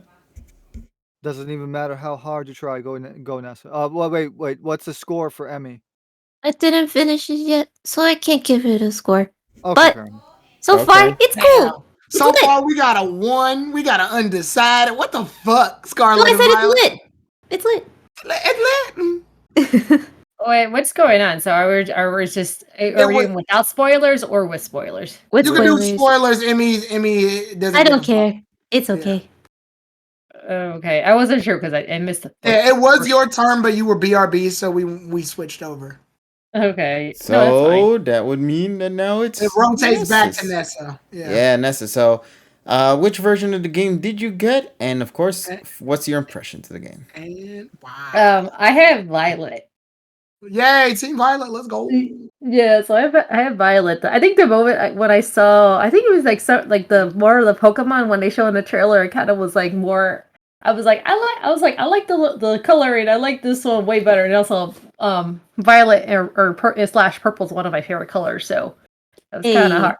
So yeah, it's kind of hard to go against your favorite color, I guess. yeah, kind of hard. Yeah. Also, before you continue, chat. Let me know what you guys have to say. Team Scarlet or Team Violet? Who you rocking with? Didn't they vote in the poll? Yeah, They let's did. actually see. Oh, you just want to hear them individually. Yeah, I want to just see. Like, I know the count, but I don't know the individuals in the count. Mm. Yeah, Flamer's Violet. I believe Chun Ain't is Scarlet. High Prop is Violet. Nice. So I Alright, continue, actually okay, yeah. Actually, I was one of the people who started late because I kind of remember in New York, everyone had their Scarlet and Violet on hand, and so then I ordered through my Amazon. But since I was in New York, I was like I couldn't play. I couldn't play it till Monday night. No, y'all have to like you. We already like knew it comes out in November. I was like, yeah, just do the order in New York. It'll be easier for me. But then and then I was just busy all week, so I didn't really start playing until like the first week of December or so. And then after that, I got pretty hooked. I got pretty hooked afterwards, though. Like once I started playing it, and then I was just like kind of like mesmerized with like the overworld aspect, and then also I get and of course I guess my usual thing I do is like I kind of like to try to catch all the Pokemon, so it's kind of like busy spending catching Pokemon for quite a while, and then just basically exploring the overmap. So I think for the longest time I did ignore the gyms, the Team Star, and the Titans for a while, and then I realized like, yeah, I think I need them to get to certain areas. So I had to start collecting them. But I think by the time I started collecting badges, I was already in my mid-20s to 30s almost. And so then so I didn't go in order of what you were supposed to go in order, like the gym leaders, and same with Team Star and the Titans. I kind of was just did whatever I wanted. So I guess in the game you were supposed to start with the with the grass gym leader, I believe it was, or the bug trainer. I don't remember which one of the two. It was the bug one. It was the bug one. It was the baker. Yeah, the baker. Yeah. Oops. Yeah, see. Yeah, I didn't start with her. I started with the electric gym leader, Ayano. Yeah. I started with her, and then actually my Pokemon were matched up to that level, or a little bit over level, but not by much, so that I was able to take her down pretty quickly. And then slowly realizing, like, oh shit, I didn't realize I was the third gym leader. Oops. So I kind of went back to the other two, and then they were super easy. And then it's just like, yeah, it was just out of order. And then Team Star. And so, but overall, for my impressions of the game, though, I really liked the story this time around. I think it was one of the, I think, rarest, deep. I was like, one of the deepest and darkest stories that Pokemon ever had for a game. Because normally they're more lighthearted, or just it just traditionally just ends and then you just go to the post game But recently I did Area 0. That was towards the end. And I was actually overblown with the ending. I didn't expected that twist. And also that eerie, I love that eerie music. This Area 0 was gorgeous. But then the music was so eerie, which I kind of liked it. It was it sounded so cool to me. So that part kind of captured me. And then trying to progress to the story, and then I was like, "Ooh, new months! I'm gonna catch them all." But when I found out that Professor what's this was it Sada or Turo? Turo for Violet, Sada for Scarlet. Mm-hmm. Yeah, Turo. I was like, it's the dude. I had the dude. And when I found out Turo was the basically the main bad guy in this game, I was like, oh shit. I was like, I did not expect that. And then also too, the other twist too is I felt bad for poor Arvin, because Arvin, see, I was out of the three, I liked the Titan one the most, the storyline. I just felt bad for Arvin. The moment when he started, and then Arvin was doing it because of his dog.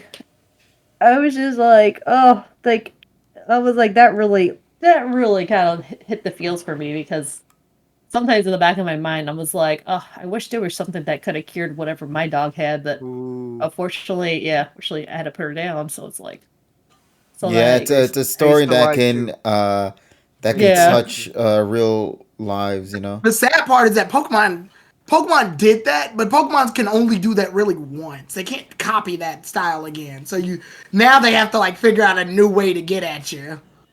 I'm pretty sure they will. Yeah, it's hard to do that. I accept it only because they did it as of right now, only this moment here. Yeah. It's sadly, it is an easy way to get at your heartstrings. It's very easy because everybody can relate to that. Okay. Yeah, of course. A dying dog is something everyone universally understands. The sad part is it's also easy, extremely easy. So Pokemon only had one chance to use it, and they used it. So it's over now. They can't make a plot like that again. I hope they don't. Yeah, there's no way to copy it. Yeah, because every plot they do after that, if they tried that, would just be, oh, well, Arvin did that already. Yeah, why? No, they'll probably figure out a way. I wouldn't be surprised. I think it's just that even if they do figure out a way, sadly, it'll always be tied to the fact that someone else already did it. Yeah, Black and White tried something like that, where it's my little sister's cat got stolen, and then we wind up seeing it, and it's evolved in evil now because it's been away for so damn long, which it's fucked up too. Yeah, they'll probably figure out something along those lines. Yeah. But then, Arvin kind of caught my. I think Arvin would end up being one of my favorite characters in the game, because I just I was able to relate with them so much. And then it was kind of heartbreaking when he found out about what happened to his dad too. So I was just like, damn. And I was like, well, I guess they definitely are parents of the year, just like abandoned their child like that. And then he had to fend for himself, basically. So I was just like, damn. Getsus would like your number real quick. I know. He was like, who's the worst father figure? It's like I think that's what makes me enjoy Sada's more. Getsus proceeded to call his son a freak, and then completely abandoned him for a while, for like a long time. Well, he kind of was like abused him, but then this one he was abandoned, and like never was told that he was dead, and so like he had to find out the hard way. Yeah. But so I don't know. I know the Titan one for me, and then onto the Area Zero, that one impacted me the most. And then the what was the? There was I don't know if anyone. Gym story. No, not the gym story. I did the school saga. I guess the so. Tests I did take and all that. Yeah, I did all that. I can tell you right now, though, the math one, Pokemon math sucks. It does. I am the type of person who likes math. So I want to see Tyrone, because Tyrone said he thinks he's gonna get all of them right in this final exam. I want to see if he gets it passing this first try, because it took me like I think 4 or 5 tries to pass. Are we talking about damage calcs then? Is that what she's doing in the finals? Because I know damage calcs. Oh, there's more to that too. Yeah, damage calculations. Probably like, oh, if you have a Pokemon use this move while equipped with this thing, and then how much damage will it increase by? Or some shit. It's more complicated than that, but it's along those lines. It's the most complicated factor in Pokemon. Yeah, but according to her, it's even more complicated, buddy. I know, yeah, and I'm normally I'm pretty good at math. So then, I think already from the get go is already fucked up when they asked. There was a trick question already when they asked you like, oh, you spent 2,000 I think $Poké, and then you bought 10 Pokeballs, or no, you bought how many Pokeballs is it? And then they're telling 9, 10, 11, and I was like, oh, it's 10, and then I forgot the factor. You get a Premier Ball. Yeah, I forgot about that. Yeah, you get a free Premier Ball. Yeah, that's a trick question. Yeah, because if you know Pokemon logic, when it comes to Pokeball buying, this has been the same thing since. Yeah, I was like that one, and then also No, you're right. Gen 3 Premier Ball was introduced in Gen 3. Yeah. Also, the art one was hard for me too, and the funny thing, I majored in art as well, so it's just like they had this weird. Both of them have this. It's just not. It was just felt weird. Off. The Pokemon Company actually follows that rule too. If you buy the display case Pokeballs, which cost $100 by the way, if you buy like 10 of those, they will give you a free Premier Ball along with it. So fucking weird. I'm not spending $1,000 to do that, but it's there. Damn. Yeah, but bragging rights, Tyrone. That's literally bragging rights. That's literally all you'll get is bragging rights. But yeah, but also I think from doing the storyline too and getting to know all your teachers, I know one of the teachers, she will help you. I believe it was the history teacher. She would help you actually, help you locate the legendary Pokemon in the game. Yeah, Miss Ryford. Yeah. Ryford, yeah. So that for a lot of guys, when I was looking up, because I had to find those stupid legendary Pokemon and do this, and I hated that stakes. We find all 32 stakes. That was a fucking 32 of them bitches. Yes, 32 of them. There's 8. Fuck me! I'm gonna have to figure that one out. I had to use a guide, and then even the guide took me 3-4 hours for me to complete it. So. Yeah, because I want to get the Chinese Pokemon. More specifically, I want Chi-Yu. Oh, he looks cool though, actually. But yeah, you're definitely going to be in there for several hours if you want to collect them all. Can I just say real quick, speaking about the shinies before I forget, I think this is the first time in a while where I legitimately feel like there's actually legendary Pokemon. Well, yeah, because the reason being is because the legendary Pokemon this time around aren't in-your-face legendaries. You got to go out of your way to actually search for the myths. No, I'm not referring to that. I meant their designs, bro. Oh, well, yeah, they're based on they remind me of Chinese... Gen 1, Gen 2 design level of Pokemon. Yeah, they're ancient Chinese deity Pokemon. It's actually really cool. I love it. Or the future one, which. And then I think, and also the cool one too. I think about it too. I think you should be able to do it as soon as you when you're, I guess, whatever version you have, your Pokemon could do all the like the fly, jump, and all the features it has in there, you'll be able to find all the stakes. So you don't have to wait for post game for that. But yeah, I remember I did it yesterday, and then I was like, "Damn, this was a pain in the ass." And then the way when they tried to explain to you where it is in the map was another fucking pain in the ass. So for you map lovers who already say I hate the map, oh, you're gonna probably hate the map more after doing this one. No, see, but they're cheating though. That's the thing. No, but yeah, it will take. Yeah, no, but it's still hard. Even they tell you exactly where it's at, it's still hard. So, not so much cheating, I would say. I would say if you're using a guide, that's cheating. Oh well, that's just my opinion. Oh well, I've been cheating for a long time then. Cheater. Holla cheaters. He's okay. I don't know. And then also I'm so as of now though, I beat the game. I beat the tournament. So I'm working to get the 5-star rate, the 6-star rates. But I had a strategy yesterday, and I heard Emmy brought it up with the autosave. So and also with the stupid sandwiches too.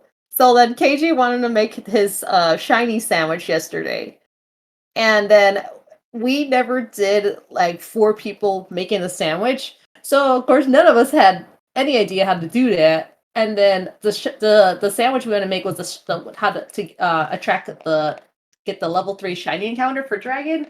So we needed specific ingredients, and then the problems we came across was for the condiments.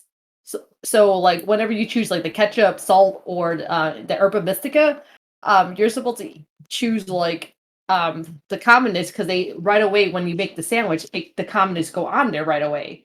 So you'd be just putting the veggies in the meat. So that we came across that problem, and then for me to save KG's ass, I basically shut my game off without thinking. I just shut it off. I'm like, there, we canceled the sandwich making, and I think it took me like an hour to realize that when I did that, I forgot I had the autosaves off because I was working on trying to get a shiny Norburn because I had like a raid. I had one of those mass outbreaks in my game. So when so then after I got off the call with them, or I think a little bit before, when I was realizing like, wait, I was like, I was gonna make my own shiny sandwich. I was like, where's my other Herba Mystica? Like, why am I missing? And then when I realized that my Herba Mystica was missing from the raid, I went back to my Pokedex, and then I was missing like I think it was like 5 or 6 Pokemon I caught, all gone because my game didn't save. And then the thing is, like in Sword and Shield, I had autosaves off because they seemed like to turn it off for their game not to crash. But then you know how in raids, the game saves automatically. They make you save. So for Pokemon Scarlet and Violet, if you're doing Terra raids, it doesn't have you save. So yeah, so I costed that. I lost like I think 4 hours of my gameplay, and plus like we were doing Terra raids. I lost all the Terra raids, even the one I hosted. All of them were gone. So so for me, that shocked me. It doesn't save. I never knew that it wouldn't save. What the hell?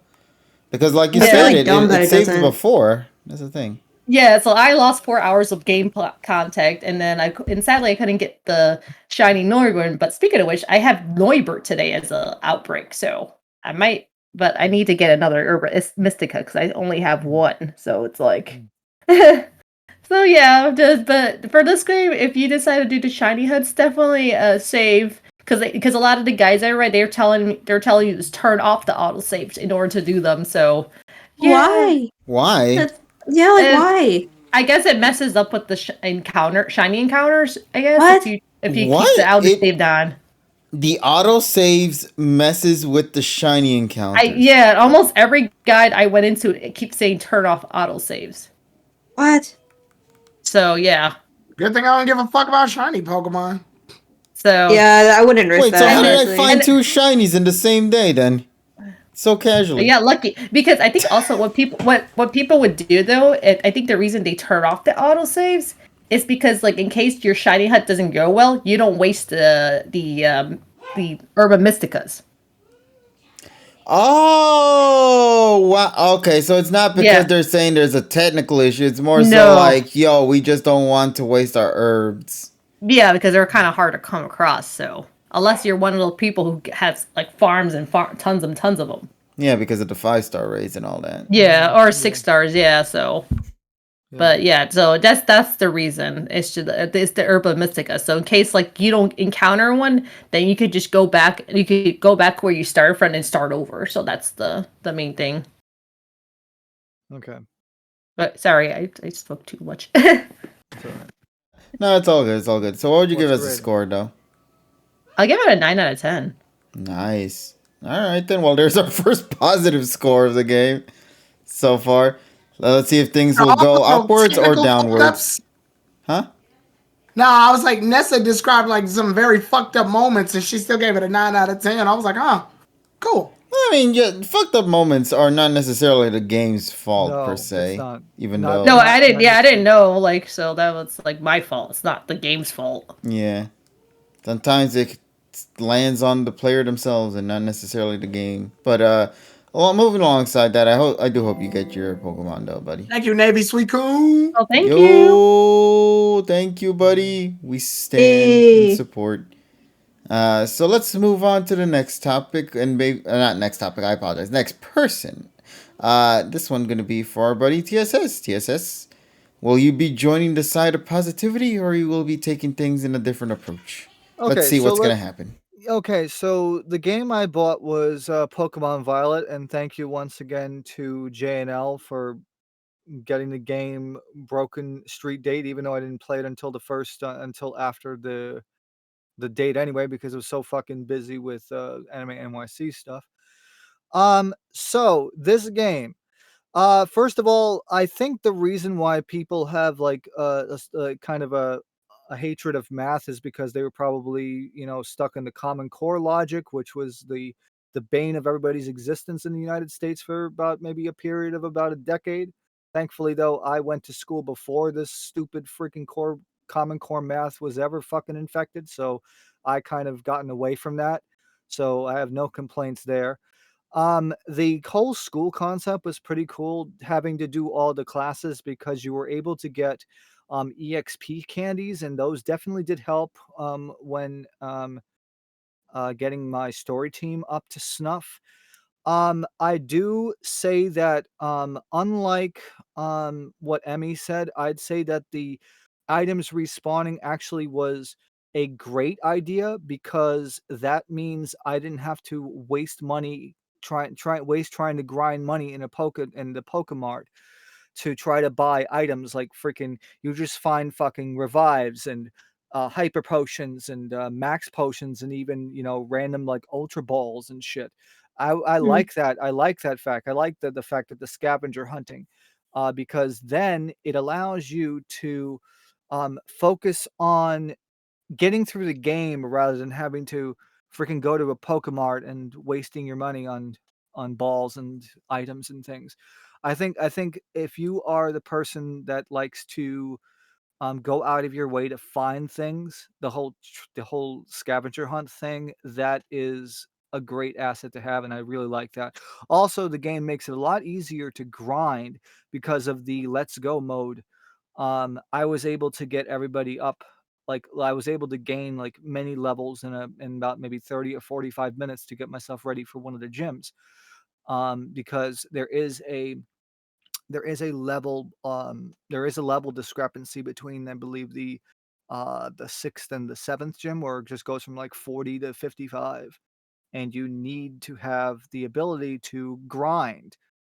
And that definitely did help me gameplay wise to just have a lead Pokemon just going to let's go and I was just randomly killing like fucking, I don't know, Vivillon and fucking Snorlaxes and Chanseys and shit.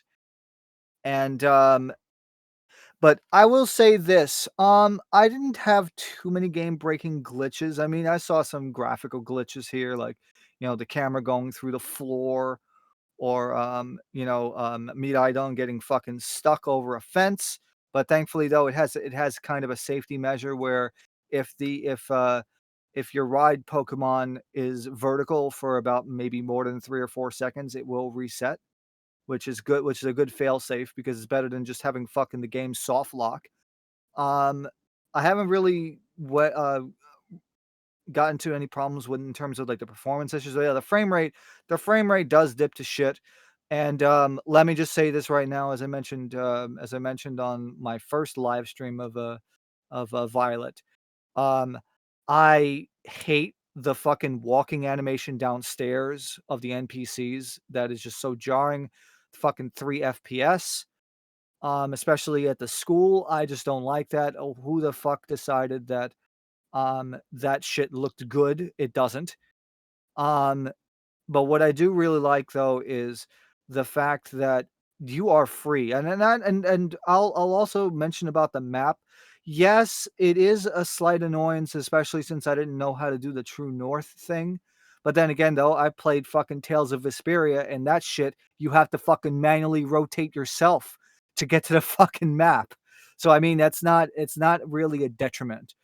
Um, the different the differing zooms in the map, however, I do agree with, because it makes it kind of confusing, because when you're trying to look at the overview of the map, it just once those are completed, they just give you numbers, the numbers of which order you've done it in. And actually, and since and while this is open world, it is both a blessing and a curse. A blessing is, yes, you can do the missions whatever order you want. The bad part is the fact that you can actually skip over the easiest shit and not do it till later on, and then you're wondering like, what the fuck do I do next? And you realize, okay, I did not face the Crab Titan until the last one. So by the time I got to that one, that was a joke. And also that meant that I went through almost the entire game without fucking Miraidon dashing, which was a bit annoying. The fact that I went almost the entire fucking game and it wasn't able to go fast. Oh, you know what? I actually had the same issue, and then of course Tyrone over here was like making fun of me and Polly because we didn't know. Like, yeah, he was ahead. He was like saying, "What, you guys got the speed up feature?" And everyone's like, "What speed up feature?" Because everybody was busy adventuring the world. Nobody was. Yeah, because it was that was like the stupidest like the way they explained it. I'm like, I would not known if the way it just bummed me out because the instructions say press down on the analog stick, and I'm thinking in my mind, okay, the analog button, obviously, like the feature that lets you press down on it. And once you do, it can treat it like a button. Yeah, and unfortunately, Nintendo does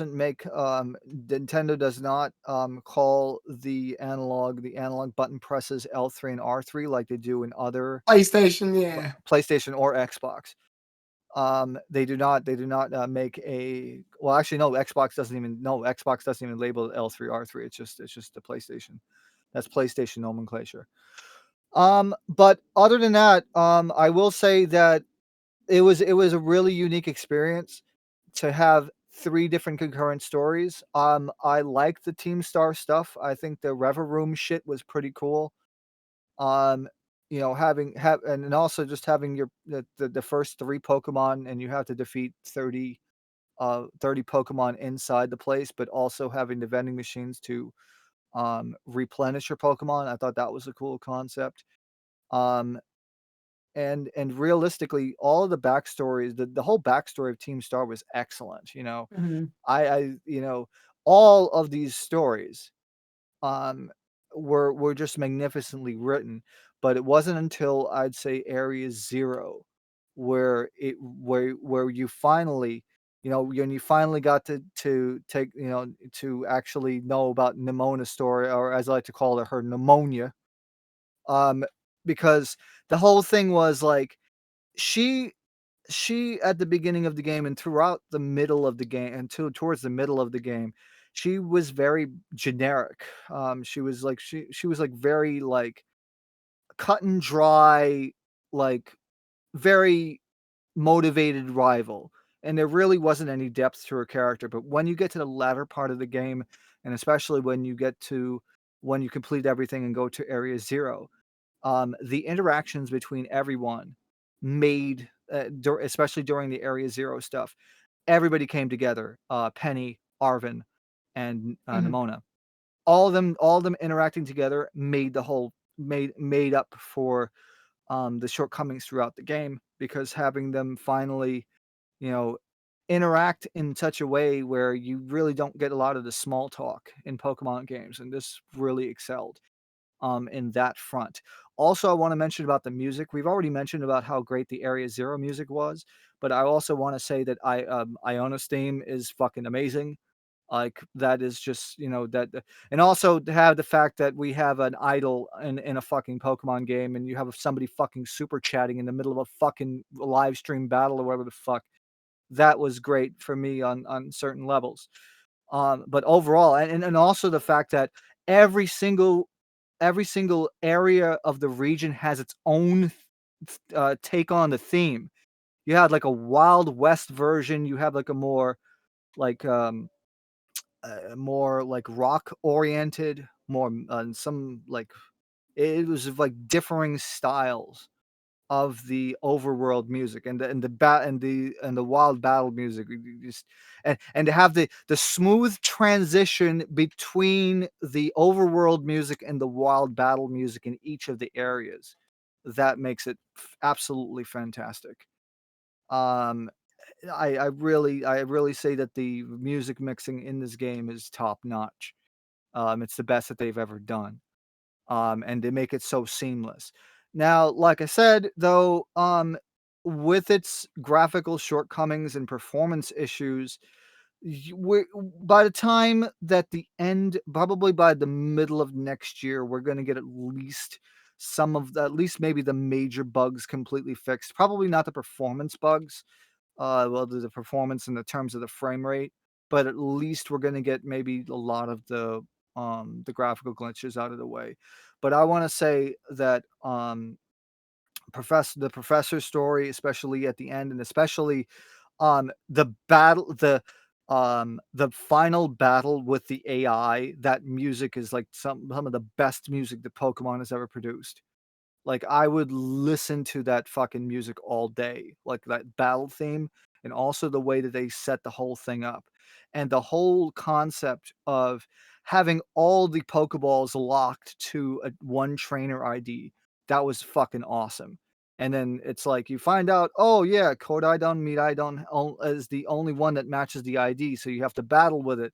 And after you get to see after you get through all the Titans and get all of the upgrades and see the Pokemon basically get all of its strength back and then become this powerful beast, that was worth the wait, and that was worth the story that they were building up. See, they excelled in multiple facets of telling a story. And I will say that this game has the best ending of any Pokemon game, and the only one that can even make it close is probably Black and White 1, with the end storyline. This was absolutely fantastic, and I would definitely, and I want to go back and I want to just play this goddamn game, because there's just so much to do, and I haven't even done all the refights yet either. There's like so much stuff to do. My brother was telling me, "Oh, you got to do all the refights. You got to get all the legendary stuff," and I'm like, "Dude," it's like, and then it's like, "Oh, but I want you to come down here to Area Zero because my brother has Scarlet." And then he wants me to get all the freaking the future Pokemon, and and by the way, all the future Pokemon, like that future Delibird, like some of those designs in the future Dome fan, that fucking looks amazing. Like the future Pokemon designs, and even the past Pokemon designs, those those designs, top notch. And then to think about it this way, James Turner left Game Freak, but before he left, he designed Professor Sada and Turo. So that already, just the amount of design then concepts that went into this game. It's a shame that the engine has a lot of bugs, but then again, though, there have been more broken games. Like even fucking Call of Duty games are fucking busted as fuck. and then people give them shit about it. So, unfortunately, as time progresses, as game engines become more, you have more and more lines of code, there is the possibility of it getting more bugs. And that's basically, and especially since we have companies that work on bigger deadlines and actually shorter, tighter deadlines, that's going to be a norm in the industry. Release the game, busted, and then fix it later. And I wish they didn't. I wish they couldn't do that, but of course, the investors that pour millions upon millions of dollars into these companies, in stocks or whatever, they're pressuring them to make a release so they can have the return on investment. And I wish the video game industry didn't work like this, but that's the way it is. But overall, this game has been absolutely a blast, and I can't wait to do the post game content because literally I just finished a damn game, and it was just that was a huge breath of fresh air, considering that a lot of the like freaking Gen 6 to Gen 7 and Gen 8's storylines have been fucking lackluster. And finally to have something that I really give a fuck about is saying lots of miles. It's saying lots of things. So and especially Ooh, since nice. Gen 7 had two exactly the same fucking games, only enhanced version, and the enhanced version took out the best part of that fucking game. Press A to pound. I'm Yeah. happy with this. So if I had to give this a score at this point, I'll give it a 9.1 out of 10. Nice. I want to say two things. Once, I never knew that Bramble Pokemon had an evolution. That caught me by surprise. I just literally ran into Bramblin'? the Bramble thing. Yeah, Bramblin'. Bramblin' evolves into, I think, Bramblegoss. Yeah, I know. See, I'm still discovering shit even now. Yeah. I didn't even know that. So that caught me off guard when I saw it. I was like, why the fuck is it in question marks? Oh shit, it's a new Pokemon. And secondly, in my honest opinion, I finally found the bird that I feel rivals Suba in terms of design, bro. Yeah. Kilowattrel, yeah. Yeah. That looks really fucking good. Oh, you mean Great Value Zapdos. We love him. Yeah. Just look at the lad. America's Did you- choice Zapdos. Is that the electric flying bird? Yes. Yeah. Yes. That has the purple shiny? I love that design. It is such. I've waited so long for me to finally see a bird that rivals Suba's design. And I don't mean like a 3 competitively- evolution. I mean like a 2 evolution one. And it's competitively viable. Yeah, electric flying though. Holy shit. Well, not even just that. It gets the ability wind. I think it's called wind. I think it's called wind charge. Essentially, what it does is if you use Tailwind, its next electric attack gains double power. All right, there goes the bird. I guess he's dead now. He just swam killed underwater. He's just dead. He's no longer down here. Okay. Oof. Oh well. Onwards to more adventures. But glad to see that people, at least, well, with UTS as you gave the score you did. Glad to see you had fun with it. That's the most important part. Yeah. So lastly, I guess we move on to you, Tyrone. What's your impressions of the game and the journey? All right, so a lot of people actually online expected me to get Pokemon Scarlet because orange, but Clawlitzer is in violet. Also, I like Miraidon. Yes, I'm sorry, I want my bike to actually be a bike. So Akita slide, gang. because I'm not down for Koraidon running instead of biking. That's bullshit. So that's my history as to why I got violet. I have been really enjoying. I've had the least amount of technical errors, I think, out of everybody in our group so far. I haven't had a single game crash. I haven't had any bugs. Even in my union, even my union room stuff was pretty legit. I think the only issue I ran into at one point was I got stuck in an awkward position at a lake where Miraidon wanted to swim but didn't want to swim. So I was just like bugging in and out of the water and couldn't really get on land for a second. Thankfully, like TSS says, if the game discovers that Miraidon can't move for a while, it just resets from Miraidon. So that was my technicals. But I've watched everybody else's technicals, And visually, this game is bad in certain spots. Texture-wise, the game's beautiful. Somebody took that tree comment from Sword and Shield and went, fuck that, and completely made some of these Pokemon look great. Like, Survivor's got scales. Scizor's, you can see the reflection on your like face with Scizor. That shit's crazy. And yeah, just a lot of other Pokemon. Great. Yeah, Gyarados looks good. A lot of the steel type Pokemon got a super glow up. Yeah, like Bronzong looks absolutely amazing. Magnemite looks like fucking metal. Yeah, metal, actual iron. Yeah. So in that front, yeah, congrats. The technicals, however, can't be ignored. I think here's the thing about it, and I've said this before, because a lot of people have been giving Pokemon shit for this very reason. Oh, Sonic 06, because I guess because Sonic Frontiers came out recently, so the Sonic fandom is coming balls a-blazing right now. And they go, Sonic 06 was riddled with errors, yet everybody hated it, but how come you can give love to Pokemon and its graphics and technicals are ass right now? The difference is that Pokemon is an RPG at its core, and no matter how bad Game Freak gets, they always try to make sure at least the core mechanics work. Even in the worst Pokemon games, they try at least to make sure that no matter how fucked up the technicals are, your gameplay experience isn't inhibited. There's never been a moment where I'm playing the game and the game has stopped me from playing specifically because of the technicals. Most of the technicals, when I look at them, just look silly. Like, aha, it's funny. Wailor's not in this game, but Finizen is a dolphin Pokemon, yet it sunk into the water or some shit. But overall, the technicals haven't ruined my gameplay experience. Most of the technicals I see here are just very little things I've noticed throughout the game that sort of change the way it's being portrayed. But overall, it's still been a good experience.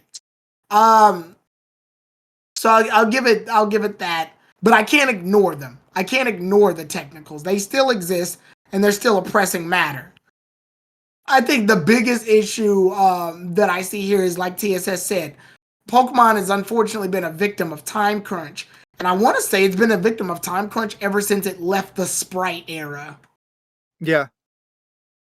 Because asking to make 3D models of well over 1,000 creatures that are all customizable and playable is a daunting task. And I can definitely see it starting to catch up. It's been caught up, but Pokemon does that thing where it tries to do the most basic shit and then will try harder to innovate itself with newer shit. But you can slowly but surely see it's coming at a cost. It's creeping up. And obviously the last few games we've had have been a build up to this. Let's Go's mechanics are in here, are now like implemented in here now. We see that Legend Arceus gave some inspiration to like how the overworld's being settled. Brilliant Diamond and Shining Pearl, some of its mechanics or lack thereof have been added to this. It feels like every game up till this point, even Legend Arceus, like all the games we've had up to this point has been leading to this moment. And it definitely shows. It just sadly was the victim of a time constraint. I want to say, for the most part, in terms of story, like TSS and the others have said, Black and White story is the only story I feel rivals this one in terms of how in-depth it is. But I have, now that the dust is settled, I have noticed some tiny little holes in the story. They're not bad enough to ruin the gameplay experience, but they are things I'm just noticing now, only because now the dust is settled and the shine of the new game has finally like settled down now. And like I said with Arven's story comes to mind when it comes to, yes, the dying dog story is sad, but it's a very easy tropey story to do. Does that take it away? Absolutely not. It's a great story. I've had a dog die. Like it sucks. It's something that's my best friend. I love him, but I know it's very easy for Game Freak to just whip out the My Dog's Dying card and use it as a tearjerker. Does it take it away? No, but it is something that you have to notice. And I think the biggest problem is that when you see this happen in the story, you know that Game Freak can't really pull this off again. They can't really do a dying dog story twice. So it's like you get this like very tear-jerking story, but you can only use it once. Nemona's story, I'll tackle her last actually. I'll go to Penny's. Team Star. I like Team Star's story in theory. The pages are there, the characters are great. I think my one big issue with Team Star isn't necessarily the characters, it's how the gameplay implements this story. When you show up, you're told that you have to beat Team Star for no other reason than your phone got hacked and someone's asking you to do it. I'm a new student, and other than like one of the Team Star members attacking that one time and me saving like Penny from it, there's never a reason I need to go after Team Star. And I wish the game like gave me more of a reason. This game introduces trainers in a different way to where the trainers themselves can only be accepted in a battle if you click on them. You have to make the decision to challenge them to a fight. And your reward is obviously money and experience and stuff like that. It's rewarding you for actually giving you the opportunity to challenge the trainers rather than the trainers seeking you out and going, hey, do this mandatory battle that you can't run away from. And it's a very good quality of life change. But I was thinking this is also an opportunity. What if Team Star is the exception to that rule? What if Team Star can challenge you to battles without your consent? What if Team Star are the only trainers that you can't run away from in a battle? Then you have a reason. They're an annoyance. They are something you want to take down, only to be hit with an emotional sidekick later to be told, oh, no, Team Star was a bunch of misfits. They were outcasted and bullied because of how they were individuals. But obviously we wound up seeing the ironic story. The outcast all become a team. Let's be loners together. The irony is the pursuit of being like made fun of and outcasted has formed them into an alliance of people that got together. So I would love to tackle that moralistic ground. It's just like in Pokemon Black and White when you capture and battle Pokemon, but you're viewed a little bit as the enemy because they view the moral stance of, is it right to capture Pokemon and make them fight? I like the idea that I could be the antagonist on some weird level. It really showed you how moralistically in-depth Pokemon can be. But unfortunately, we don't get that. The only time I fight Team Star is at their hideouts. So now I just come off as this asshole who's going in and destroying a bunch of outcasts' hideouts for no other reason than I got told to by a girl who runs an entire organization that she thought up. Also, the dollars comes to mind if anybody watched Do-Ra-Ra-Ra, that anime. But I don't know, I get weird dollar vibes coming from that group. But I do like it. I like the idea that this group of people have never actually seen Penny before, and she's so socially unequipped to handle people that she eventually winds up making a large group of friends based off of the common cause. It's sort of like meeting your Discord friends for the first time. It's a great way to draw that together. Finally, we got Nemona. Now, TSS covered it. She's boring. But honestly, I think that was the point. Everybody knows this song and dance already. You fight the gym leaders, you challenge the Pokemon League, rinse, wash, repeat. It's been the same since the dawn of time. But I think the reason it works for Nemona so well is because Nemona, you're not really doing it to be the best anymore. Nemona resets her team on purpose so that she can finally find somebody who's on her level. In fact, the story explains that she was lonely for the most part because everybody's too afraid to challenge her. Oh, you know, regarding about Nemona, I kind of like that she was already the set as the champion. Like, yeah, it's been the beginning though. So she was looking for so she was hoping that for you, like you'd be like able to like challenge her and everything. Essentially, you're molding yourself to be a better challenger for her. Yeah. You're her prize. I know that sounds fucked up. You're her treasure. You mean? And then she's the true champion though. Not. The idea here is very simple. You're molding yourself into her rival. That's what's happening.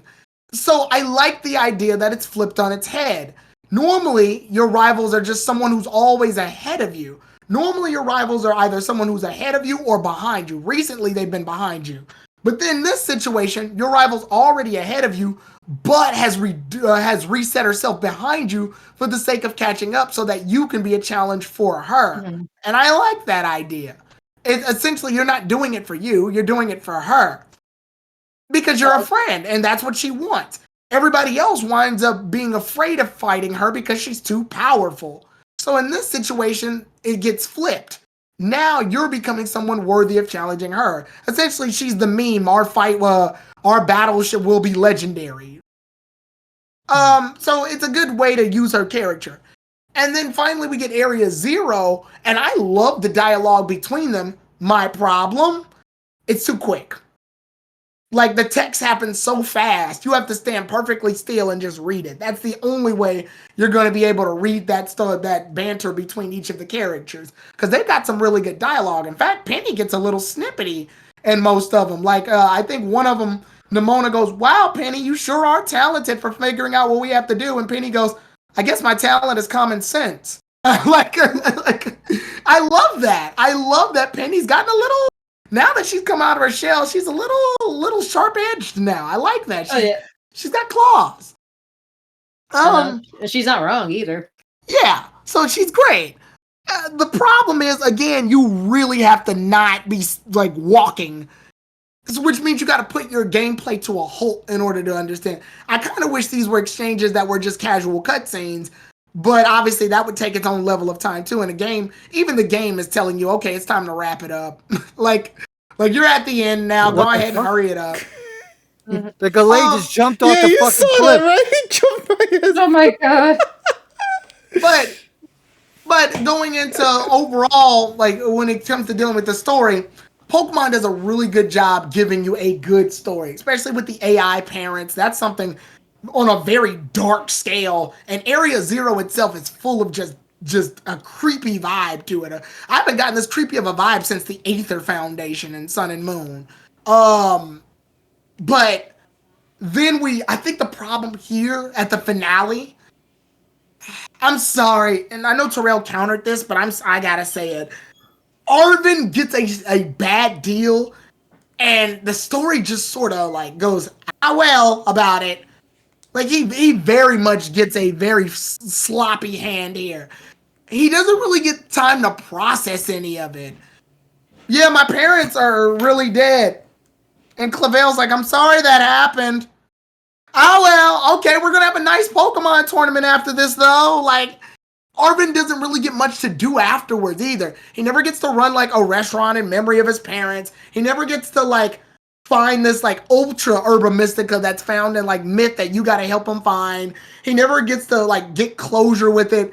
It just ends, and everybody in the story's like, "Sorry about you, but at least you got friends." Like, it's a very weird way to handle it. It's a very Pokemon way to handle it, actually. I feel like I know what they're doing with this, and I think you might know too. Yeah. DLC content. DLC, they're saving it for DLC. Maybe, but here's the other thing. We don't know though. Well, here's the other thing. My brother actually showed me. An interesting tidbit. If you look on the map, there is like an area that is grayed out to the east, the northeast. And if you go into Arven's room, there's a map that shows more shit. On the map. It shows that area as like a brown color. Oh yeah, you're right. It is the only, like when you zoom out, it is the only one with the striped background here. Yeah, so I think that's going to be the DLC. Oh, it's Kalos. Okay. I think that is my problem though. Let's break this down at its core. Let's assume that I don't download any downloadable content, and this game is the only game I'm getting for the next 3 years, right? Yeah.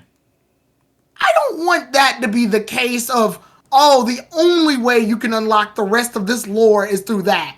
What if somebody doesn't have money to buy the DLC? What if it's kind of what they did with like, just sorry to interrupt, but isn't that like kind of what they did with third versions, technically?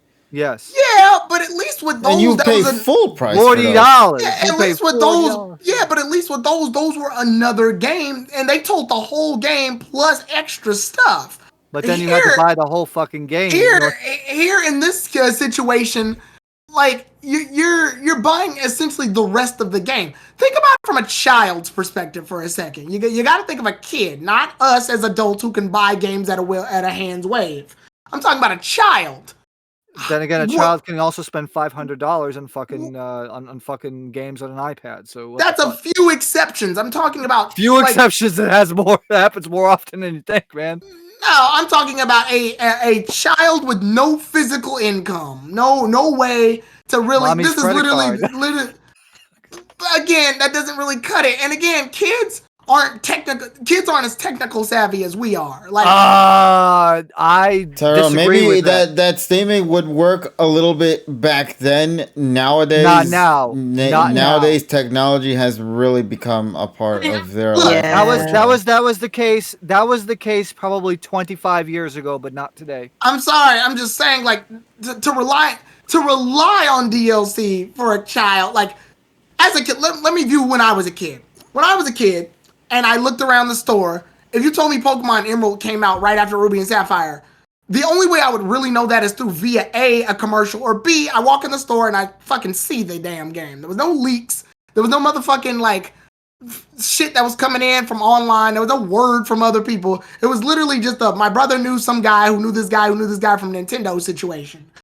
Well, DLC was something that, shit, even in Fire Red and Leaf Green, when they technically had DLC, I didn't even know it existed until someone went, oh yeah, there's an adapter situation, and if you do that, you do a berry game that gives you more stuff.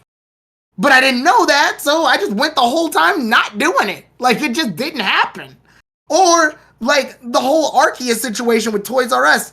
If no one told me, I would have just never went to Toys R Us. Which means I would have been missing out on content. Like, you gotta think of it from that perspective. So I'm talking about how the game is at its core, not how the game should be once everything's settled and done. And that's what I'm talking about, is like, I shouldn't have to wait for Arven's story to come full circle when the game has already shaped out everybody else's stories in the raw gameplay. Like, it feels disingenuous to Arven. Like, oh, you'll get the rest of Arven's story next time. Okay, but he just went through this, and I'm still in the mode of playing it. Think about it like a book. Imagine you reading a nice book, right? And you're like, I'm really feeling this story. I got to the end. Great. But what happened to that one character? We'll explain it when you buy a couple of more pages. Will I still feel the same emotional attachment? Probably not. Time has passed now. My heart's sort of like over it. Yeah, like, I'll pick it back up, and I can pick up from where I started, but the momentum feels off now, because I'm like, oh, well, shit, okay, guess I gotta wait till later. It's a lot like one of the reasons why I said I like binging animes, is because if I binge the anime, then I can feel that same feeling the whole way through, rather than waiting a week. Now, I can also argue it's the anticipation of the week that probably makes for that moment too.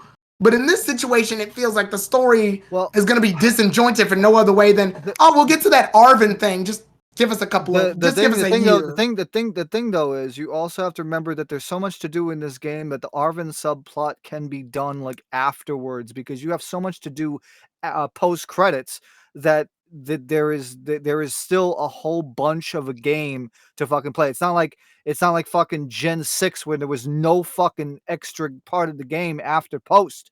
We had like zero. You had nothing after X and Y after the fucking post game, like basically nothing. And then we didn't get the fucking completion of the game. We didn't even get fucking Zygarde shit until fucking Sun and Moon. We had Battle Mage Yan, the Emma plot, the Looker plot, like. But we're talking about that's not even going into like even in depth. Like, you compare that shit to even like Sun and Moon's post game, like Ultra Sun and Ultra Moon's post game makes that shit looks like even fucking BW's fucking post game on both fronts. Like, I think Black and White 2 actually had a very hefty post game. Yes, and that's the whole thing. It had such a huge post game that the problem was XY came out. Yeah, and the other thing is, like people have said, like Navy, it's like XY is incomplete. It's an incomplete fucking game. Mm-hmm. Like here, I wouldn't. I technically wouldn't consider this an incomplete game because of the fact that that the Game Freak actually does fucking DLC. Because you got to remember that fucking Game Freak was gun shy about fucking DLC, and that's why we have fucking Ultra Sun and Ultra Moon. We had to pay fucking $40 fucking dollars for the same fucking game a year later. Just with a small twist. With shit removed and shit added, Rainbow Rocket shit. And we had to pay fucking full price for that. And even then, the only thing was like maybe a slight plot twist on the fucking the Aether Foundation. Like I'm just saying, like, the same. I get it. Look, I get it. I completely get that, and I agree with you on that front. Like I said, it just feels like Arvin got a very shitty end of that deal. I mean, what would you do? I mean, what the fuck would you do? It's like, well, yeah, you found out your fucking parents were fucking this fucking cyborg shit generated by a fucking AI. Then you have to see them go back into the past or the fucking future. Right. And what is there to do? What is there to do? It's like, okay, you just move on with your fucking life. That's all you can do.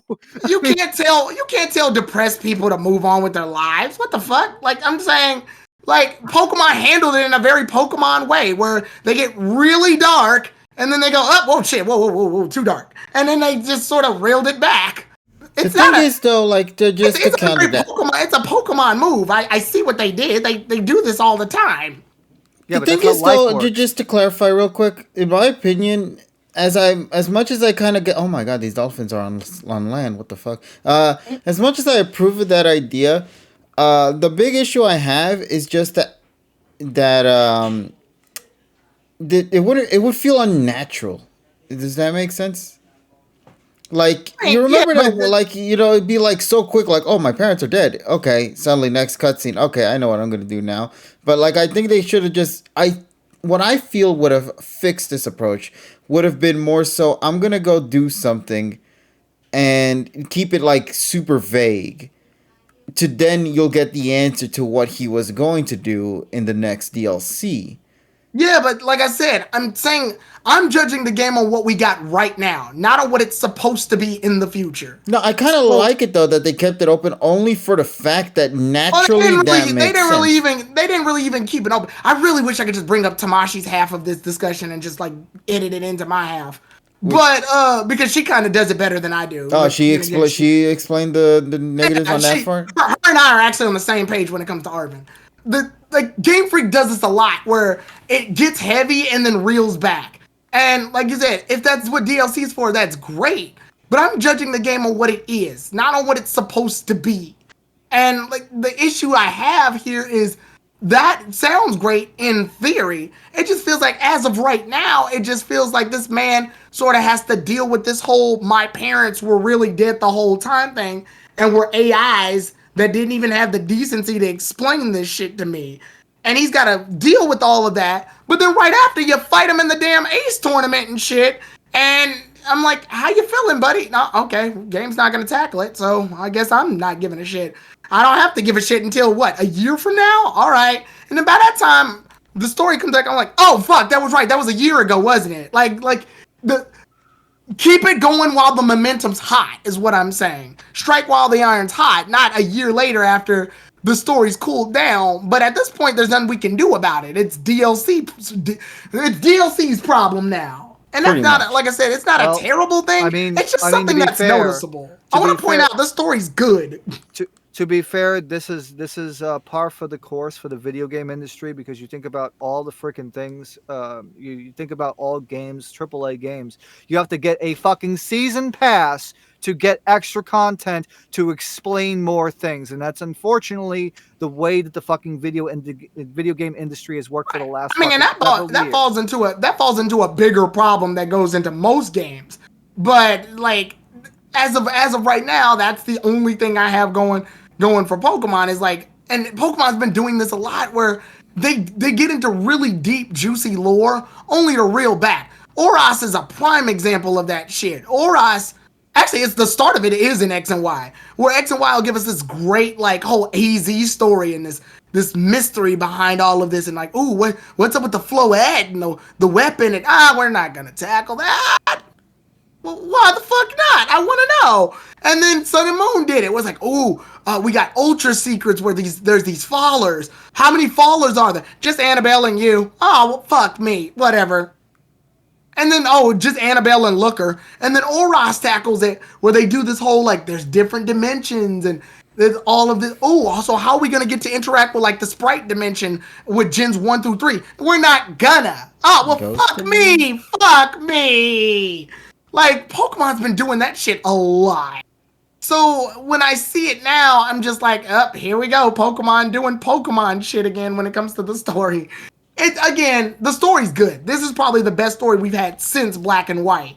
It's just, you can definitely see where Pokemon did. Yeah.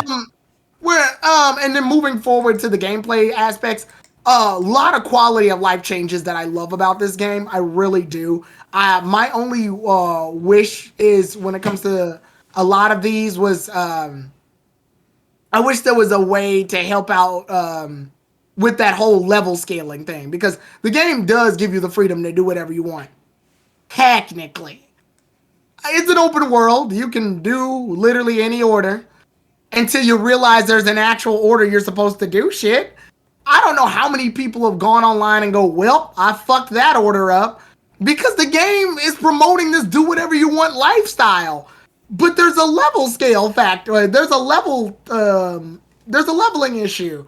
So there's not really a factor. There is a order in which you're supposed to do things.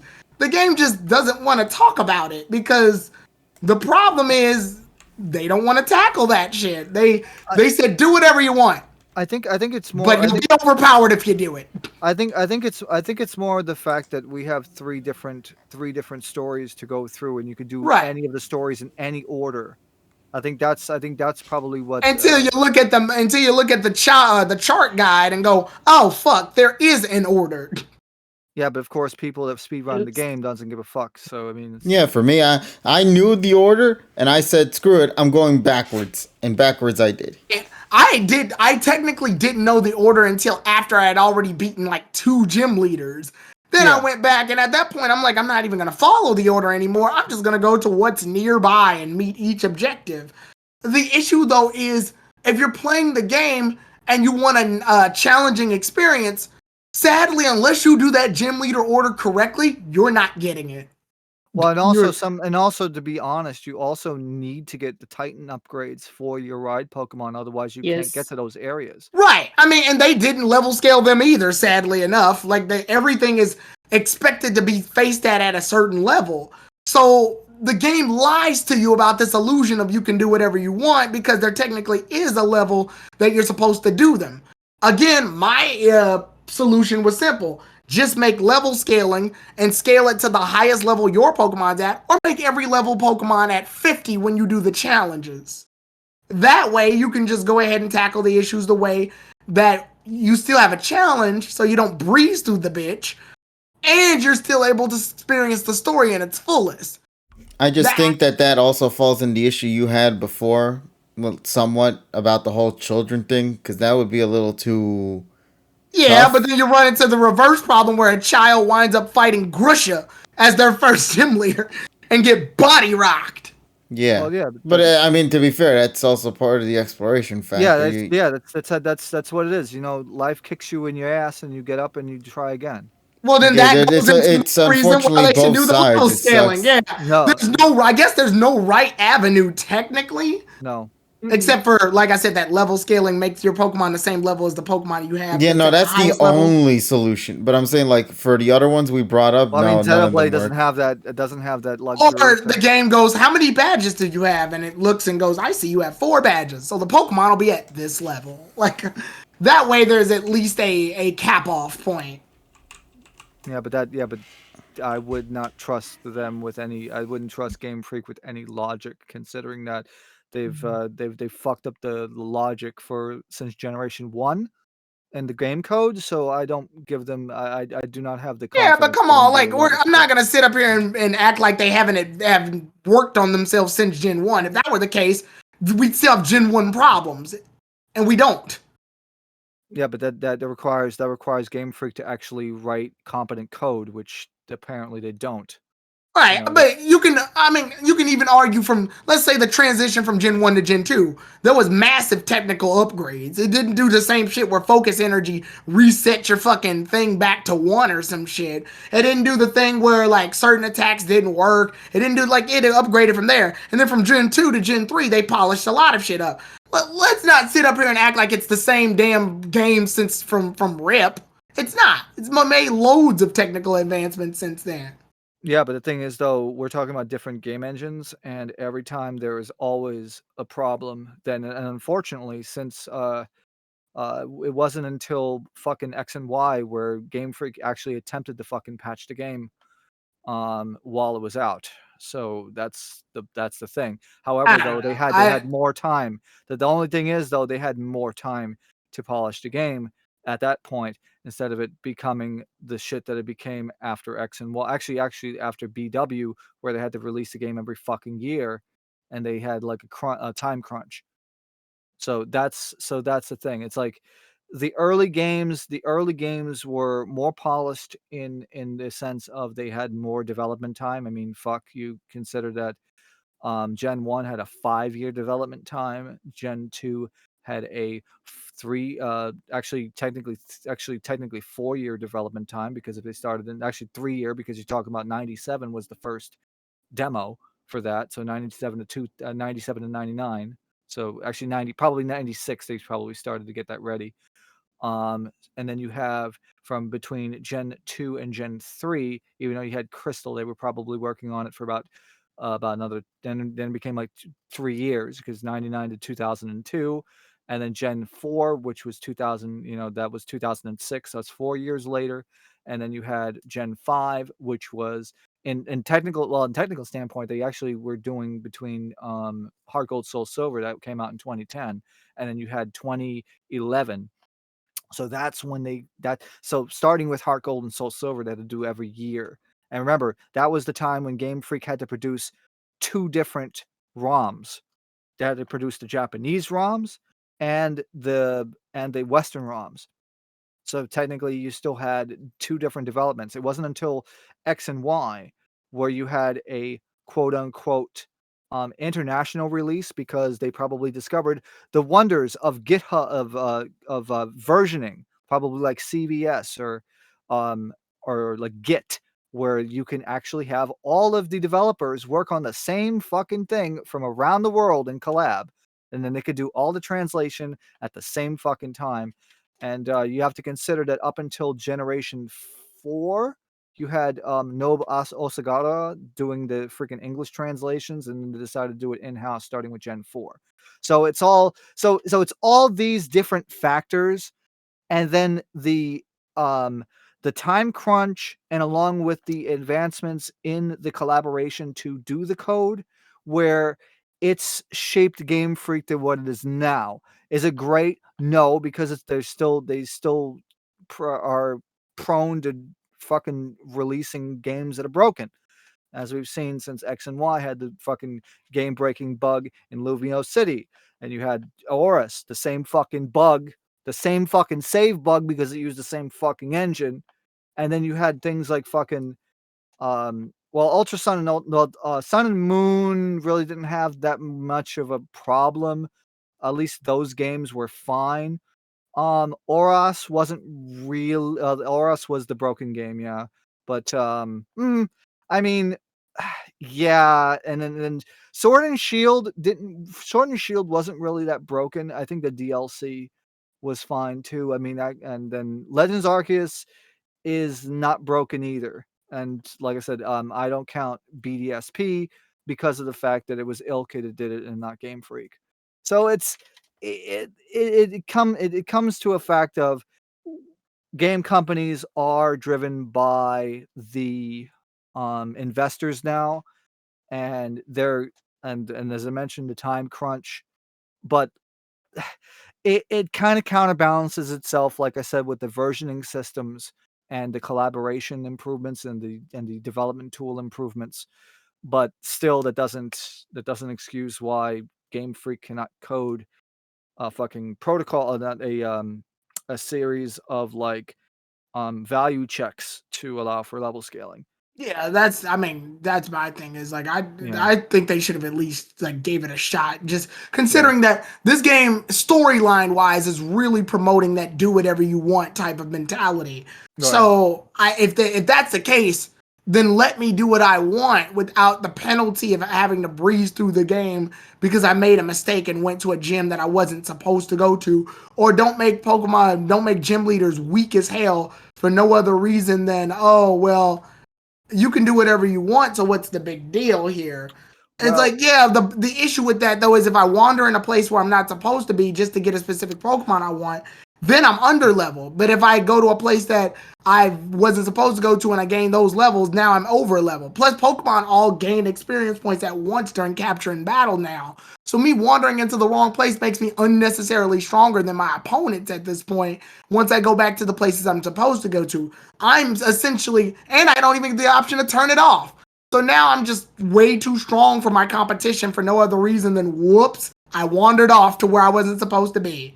But I thought there wasn't a place where you were supposed to be. The game lets you do whatever you want, right? I will say, though, it was funny going to one at like level 80 at the first gym. Yeah, definitely. And like I said, overall, that doesn't harm the game. I want to point this out too. I think this is the most Nintendo-y Pokemon game, if that makes any sense. Nintendo's always had a habit of doing this thing where they're not technically as advanced as the others, like Sony and Microsoft, but they're fun. And I think that's what defines this game perfectly. Scarlet and Violet's a technical mess, but it's fun. Well, yeah, I mean, you have to consider that, you know, some people consider some NES games that are fucking broken as fuck as fun. So it's like the people that think that, a broken game, you can't enjoy a broken game, they're absolutely wrong. Yeah, definitely. And like I said, it's not broken to the point where it's stopping me from playing. Like I can still have a enjoyable time playing the game. I just think that's what they needed to do is go ahead and work on some of those things that would. And again, that all goes with time. And it's definitely clear as of the last few games, not counting BDSP, Pokemon's been trying to learn. Sword Shield and Legend Arceus are two solid Pokemon games to start to be the footstone for Pokemon moving forward. And that's why we got such a good game out of Scarlet and Violet. If I had to give it a score just to round it out, because I haven't done the competitive yet, and competitive for me is the definitive factor of this game for me, because I'm a competitive player. So I'm giving it 2 scores. The second one's going to be undecided until I've done some like viable competitive matches. But as of now, I say the game gets a solid 9. I'm just going to give it a solid 9. There's still some shit that raises my eyebrows and makes my head scratch. But overall, it's a good Pokemon game. Like that, at its core, that's what it is. I mean, even little things that you can tell a lot of love was put into it. For example, in the wild, you can see how some of these Pokemon interact. Well, if KG's not yeeting them off fucking cliffs. But, yeah, Pokemon are sleeping. Pokemon are chasing after each other. Hell, I was in this one area that kind of looks like China. It looks like a forest in China, with bamboo and shit around it. And Bisharp and Scyther both like roar at each other and charge towards each other for a second. It looks like they're about to fight. Yeah. And it's like one of those nature geographic situations where you can look around and just see Pokemon being Pokemon, and I like it. That's nice. Swimming animations for all Pokemon that are water types, even the ones that don't naturally have a swimming animation, love that. That's nice. Yeah, Raichu floating in the fucking water is absolutely adorable. This is so adorable. Never thought I'd see a Psyduck swim. I think the anime has unfortunately made me think they can't, but they can. Yeah, I mean, they're a duck. Yeah, Misty's is stupid. That's the problem. Misty's Psyduck is stupid. Yeah. So it can't swim, remember? Well, actually, if you look at some of the videos of this game, and it's like you see the Psyduck trying to get to the fucking shore, trying to get out of the water, and it can't. It just gives up. You got. I can see they're loving that idea of Pokemon that are fast that'll chase you, like Veluza. So they did that thing in Legend Arceus where it was, I believe it was Basculegion that did it. Yeah, it fucking comes at you. Yeah, and then I believe in Sun and Moon it was Sharpedo that did it. So I'm liking that. I love I just love the interactions. I love the nature around you. Coming at you fast. Yeah, Sneasel coming at you fast, like the wind blowing the grass around. Some Pokemon are in trees, but if you use Miraidon or Koraidon to hit the trees, then you go into one of the towns, and then there's a sandstorm, and your character is covering their face. Yeah, Koraidon / Miraidon is covered in sand during the sandstorm. You can see bits of frost. Yeah. The characters wind up shivering if they're in snowscape areas. I love that idea. I really like the fact that they brought life to these Pokemon, because that, in other words, helps bring them more alive and makes the game what it's meant to be. At its core, I believe this is what Pokemon at its core is supposed to be, a worldwide adventure game. They even made it so that you can have other people join your picnic now. I love that, because in the camping areas in Sword and Shield, that was the one thing I wanted, was for you to be able to join other people's camps. Now you can do it.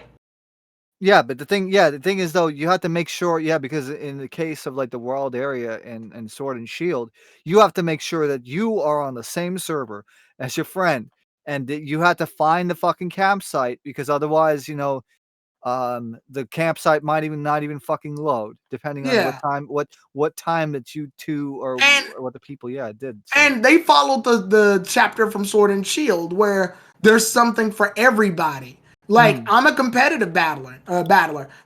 Even now, with me breeding has become a lot more convenient thanks to this system that I figured out. I know Nessa's a capture. She's a capture trainer, a dex filler. I don't know what the fuck Nessa is. Like, Nessa, I don't know what to call your title. Anyway, a dex completionist. Yeah, she's a Yeah, I should have known that. Yeah, she's a dex completionist, and this game makes most Pokemon available from rip. The only ones that are inaccessible are pretty much the ones you have to do some like very niche shit to do, or like very post-gamey shit. But for the most part, if you're planning on just capturing a lot of Pokemon, the game's got your back. The cooking system is way better in this game than making curry. I can't even remember what the fuck you had to do to make curry. But making sandwiches, like Emmy, I think we spent like 2 hours making sandwiches. Yeah, we did. That was really fun though, and we were just like, it was nice. It was. If you want to do like the Terra raid stuff, if you do enjoy the Terra raids, which those are a mess in and of themselves. But there's people who specifically want different Terra Pokemon. There's some people who are shiny hunting. Shiny hunting's like abysmally easier now. There's people who are starting to look for marks now. I'm saying that. There's some people who are literally searching to catch Pokemon of a specific color. There's some people who are catching Pokemon of different sizes now. There's some people who are going out there and making it a mission to catch to fill the Pokedex up. But each Pokemon has a different Terra type than their original typing.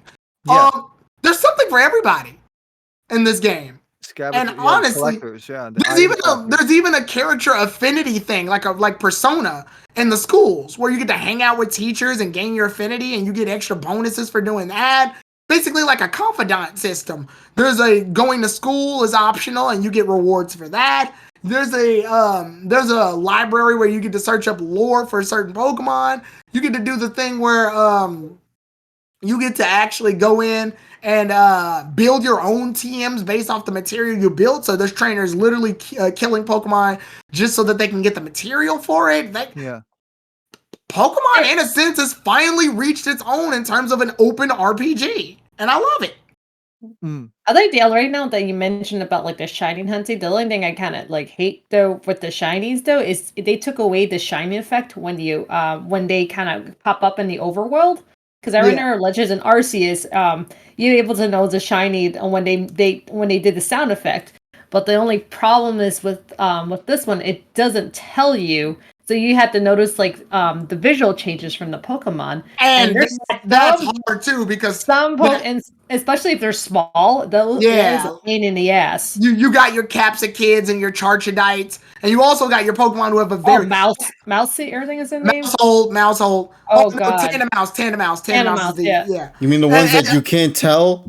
Yeah. I noticed this game.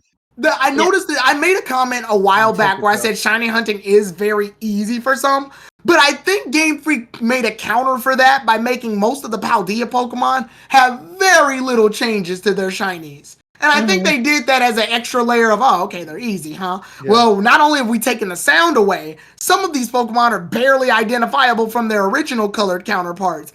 This is a way to almost trick the player to second guess themselves. Mm-hmm. And in addition to that, what they've also done is make the Pokemon small and size to scale. So now you get these situations where, no more random encounters because I can see the Pokemon. Kinda. There's a Pokemon called Capsakid, and it's tiny and green. And if you aren't paying attention, you'll run into it. So they technically did add random encounters again. Kinda. So yeah, I already said my score, KG. I was just talking to give you time to come back. Yeah. But Squeak overall, Squeak just mentioned that was like one of the biggest issues with the. Yeah. Which I don't. I think that's like their double-edged sword to try to make it go. So shinies are easy to find. Bet we'll make them harder to find physically. Now that kind of sucks for people like Cosmic who are visually impaired. But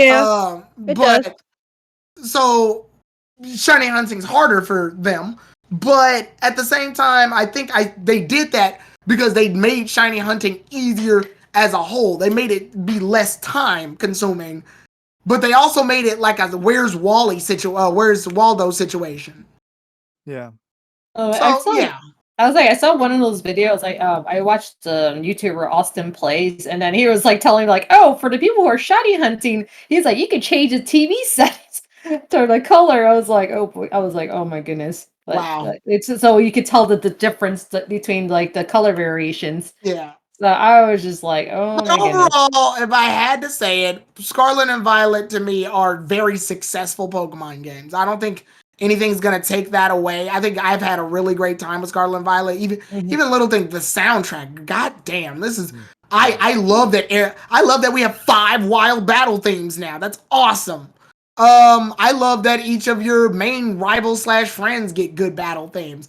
I love the fact that the final battle, Jesus Christ, that Toro / Sada, beautiful. That the music is hidden and all. I get sort of a Gen 5 vibe from some of these. I don't know about you guys. That's just me personally.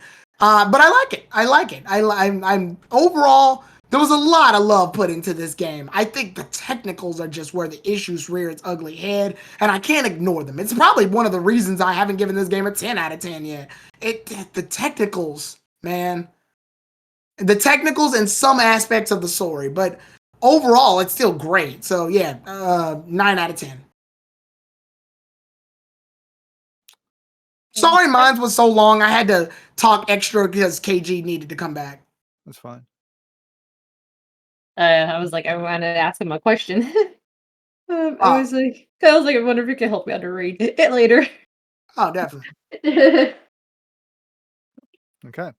But yeah, that's pretty much, and I think everybody's overall experience, except for Cosmics, has been very positive. Sorry, Cosmic. Yeah, well, I mean, it is what it is. I mean, Cosmic is special as a special case because she has the she has the disability and stuff. So I know. What about the Snubble and Milk Tank thing? Don't get me started on that, Tyrone. That's got nothing to do with he's gone. So that's got nothing to do with health. That's just Game Freak hates Cosmic. That's all that is. Pretty much. Yeah. I'm used to it though. Yeah. I will tell you this much. If Pokemon was developed by Nintendo EAD, then there would be proper accessibility. Yeah. Like even you see Splatoon doing that. It's like we said, Cosmic, fingers crossed for DLC for Snubble. It is not happening, but maybe at least Miltank. Okay, yeah. Yeah, They- because yeah, well, they we're kinda gonna have give- another. We're gonna have another area, so Yeah, probably. They have so many dog Pokemon, the odds of them adding in Snubble is so unlikely. And then they already yeah, have a that Pokemon right with the there, exact too. same type. Yeah, they got a lot of. I noticed this region has a lot of dogs, bugs, and Cats. what else? Yeah. No, there's not. No, they didn't add Skitty back or Glameow. No. Damn it! Why does Game Freak hate Glameow so much? Yeah, well, Skitty is another one No, of we my hate Perugly. favorite. Yeah, Glameow hasn't been in a game for a bit. But yeah, there's a lot of BDSP. there's a lot of dogs and there's a lot of dogs in this game, Wait, and there's also a lot of insects. Wait, was it in an Arceus before or no? No. It wasn't. No. Okay. No. But yeah, overall, very positive. So Scarlet and Violet is a successful Pokemon game. Well, and also it's already broken records, so you know that it's gonna be a great game. Yeah, I was like the only gripe for me because I know that's why I took like a point off my score. Also, too, is like I get motion sickness pretty easily. So then, I had some cases like where I got sick and nauseated from watching in the big screen, but I haven't had any instances playing in handheld. So then handhelds have been a bit easier for me than on the big TV. Because I know one day, I think one day when I was talking to you guys, I was talking, I think it was with Cosmic and Richie, and then I was kind of looking down to my tablet, down to my TV, and then my game, and then like where I was playing my game and my phone, and that did not go so well. So because of the camera, and then some of the, I think Terrell mentioned the frame rate too. Like probably like just my brain's like, nope, sorry. But yeah, that was like I think that was like the biggest thing for me. But then people who are not, so doesn't get motion sickness as easily. Yay, you're lucky. It's just me. Not the only one with motion sickness. Yeah, I've been getting motion sickness from the game. Oh yeah, no. Oh, That's yeah, the reason why I can't watch people play. I'm actually second to that, but then I try not to pay attention too much to the screen. I think that's why I don't go to Twitch though, because you know how we go to Discord calls, I don't go on Twitch, so that's probably. I'm trying to figure out what exactly happens to the camera that makes the motion sickness. Because I know you can. Well, because you're not controlling it. The velocity. I know you can control the camera when you're like in a wild battle, but unless somebody's like whipping the camera around, I don't. And there's some people gotta do that; they don't realize. I'm not. I barely touch the camera unless it's in an angle where, like, let's say I meet a wild Pokemon, but it's happening in a way where like I'm up a hill and it's down a hill. Then I gotta adjust the camera accordingly so I can see my Pokemon. Yeah, that's like the biggest reason where I don't have Twitch open. So most times, like, I have no idea what's going on.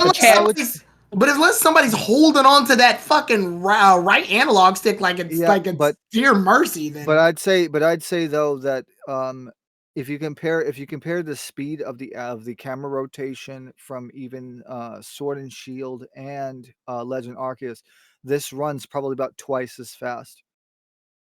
It's a much faster camera, and then you combine that with the pop in and also some of the texture glitching.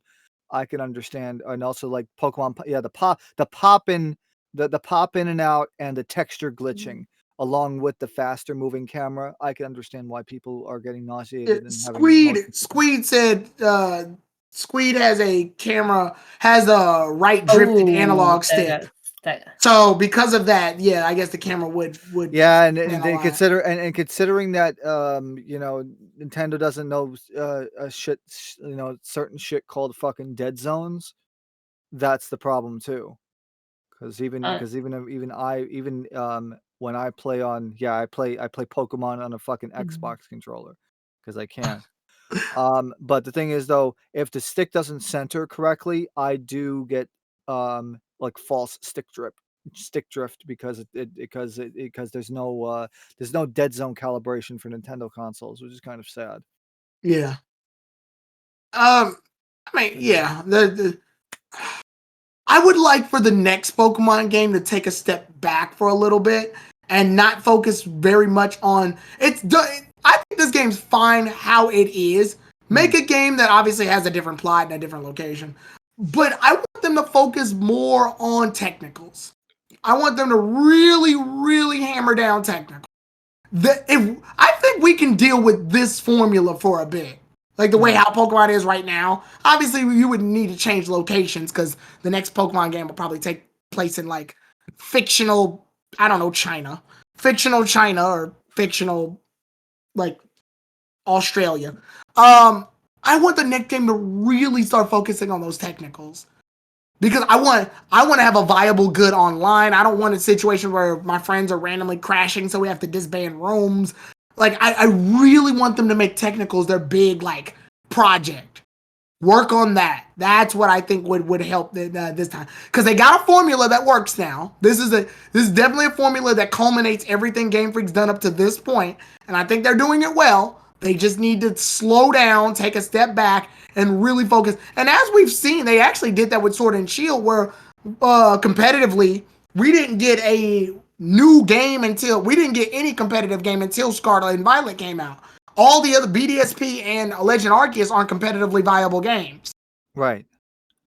So Sword and Shield's been our main line of competitive for 3 years. So if you can do that for that, then I would hope that you implement that into other factors of Pokemon, because that way we finally get a game that isn't so hell-bent on focusing on, we got to get it out before fucking Christmas.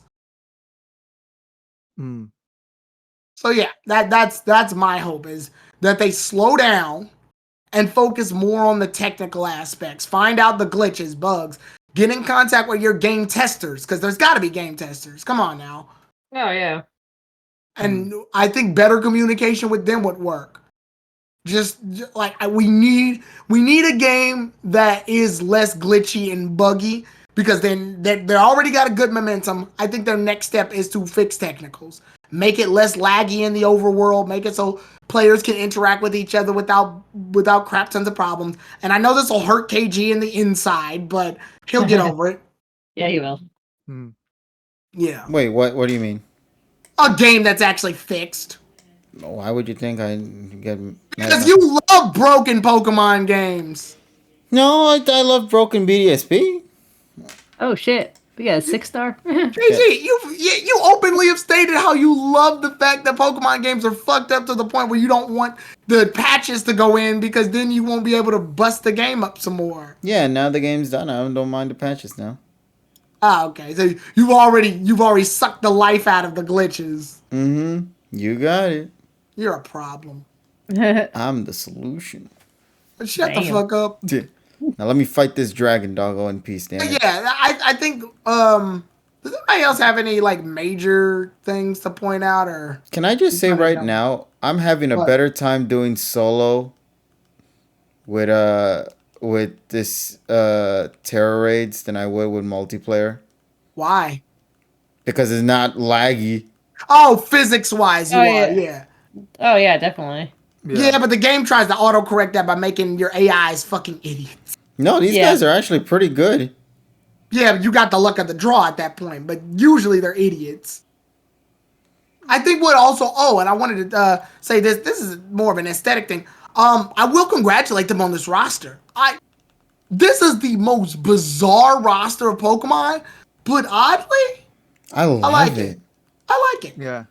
It makes me really think about, like, the Pokemon I should go this time around. You can definitely tell a lot of love was put into these guys. The Game Freak created a problem that I didn't ask for. I like using Ampharos and I like using Raichu, and normally they're separate. Normally they're separated because they're not in the same generation or they're not in the same fucking game. This is the first time a Game Freak put them in both in this fucking same game. Oh yeah, this roster is amazing for variety too. Mm-hmm. You I ran with two fucking evolutions, and I never fucking did that ever before. You can run the game with so many different starting mons as your setup. Even in West Province at the beginning, I'm legitimately impressed how well the game divvies up these mons. Lechonk and Oinkalong is actually decent until the mid game, and I was really surprised about that. Yeah, the roster's actually pretty good this time around. Like, really good. Yeah. Except that Snubble thing. Sorry, Cosmic. But Snubble, Miltank, Skitty, yeah. Yeah, so sorry about that. But there's a Pokemon, even to the, I know KG pointed out, there's a Pokemon I look and go, oh shit, you're in this game? They let you in? I haven't seen you in years.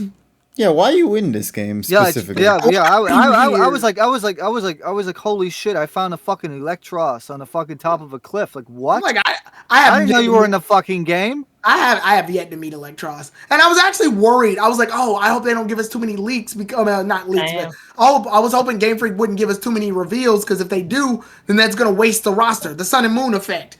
Now they not only have a large roster. There's a lot of original shit here. Like, god damn. I hate Spidey Ops, but I never seen it. So there you go. The tentacle line. We got Smala, but we never got to see Dolliv and Abaliva. Like, I'm legitimately impressed that I was like, wow, these are really cool that we get to see these. Some of these Annihilate, Annihilate and fucking Garganacl.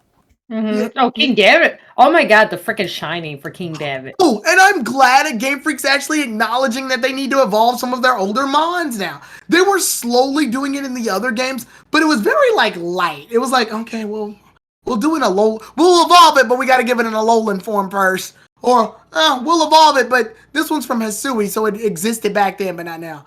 Now they're like, fuck it, let's evolve Dunsparce. I don't care.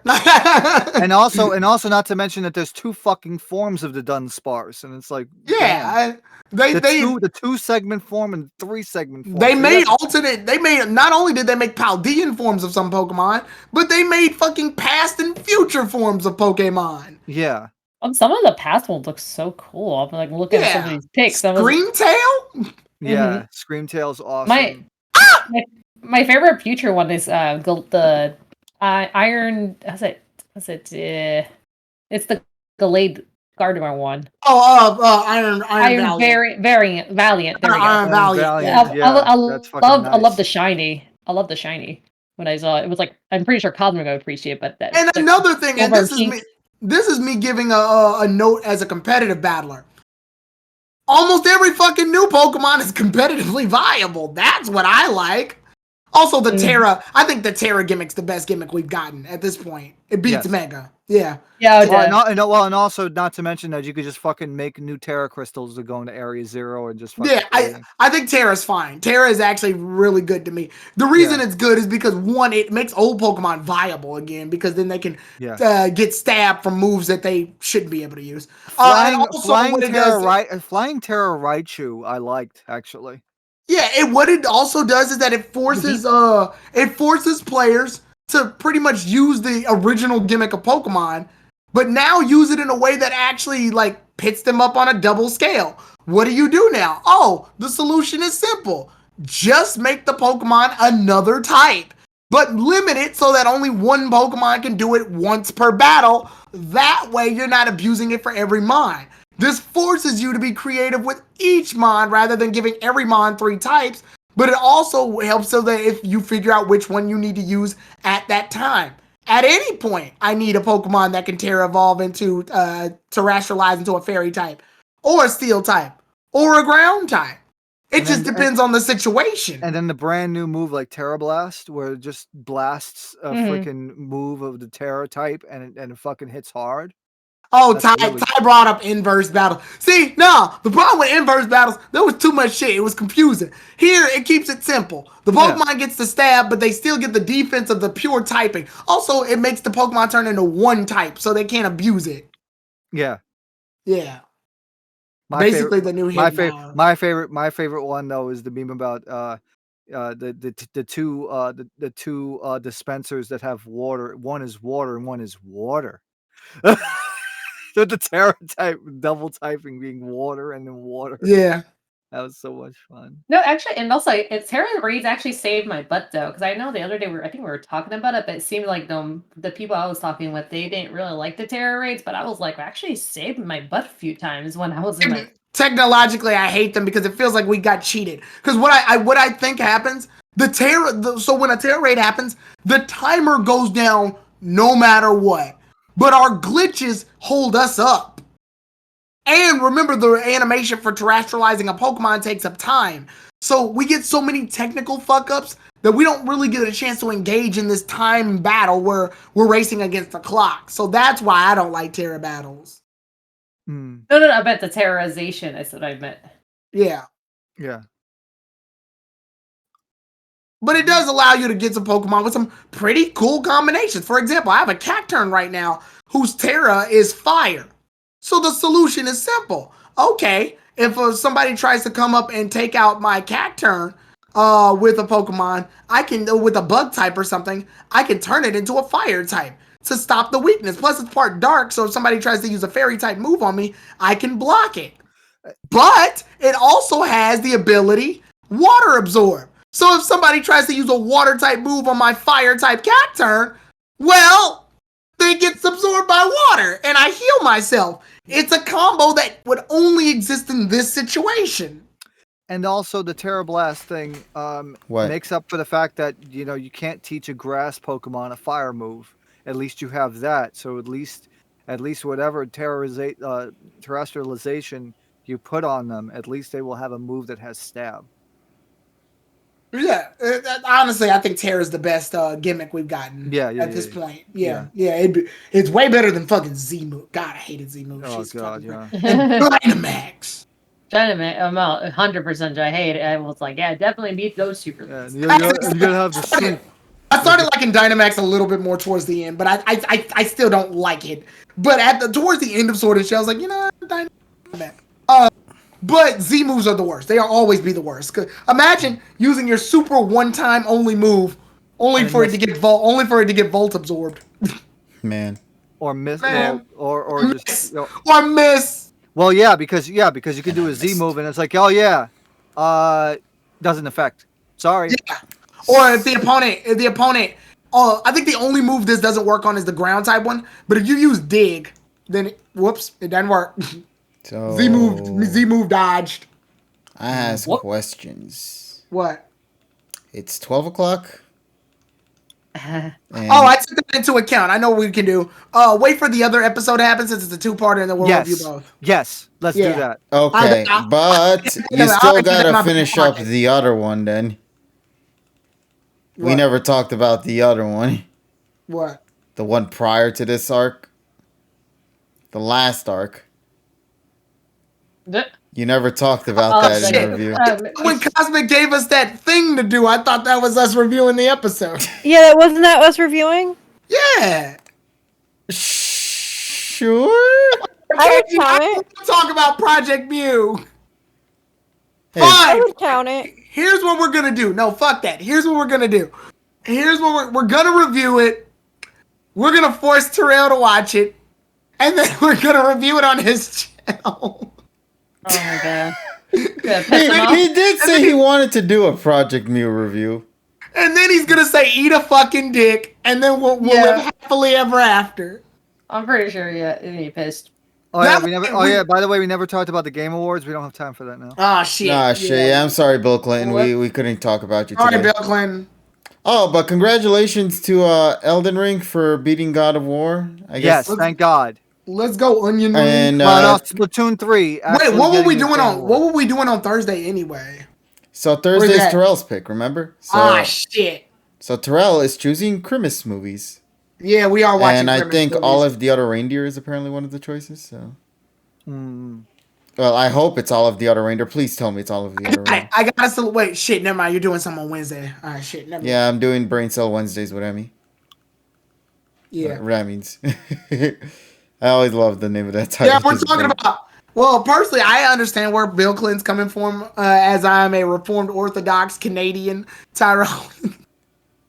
I wanted to say that while Emmy was in the stream, but she's gone now, so. It's okay. Yeah, I wanted to see what her opinion was because that shit Okay, that whole debacle at the end confused the shit out of me. Only because it was just a troll kid.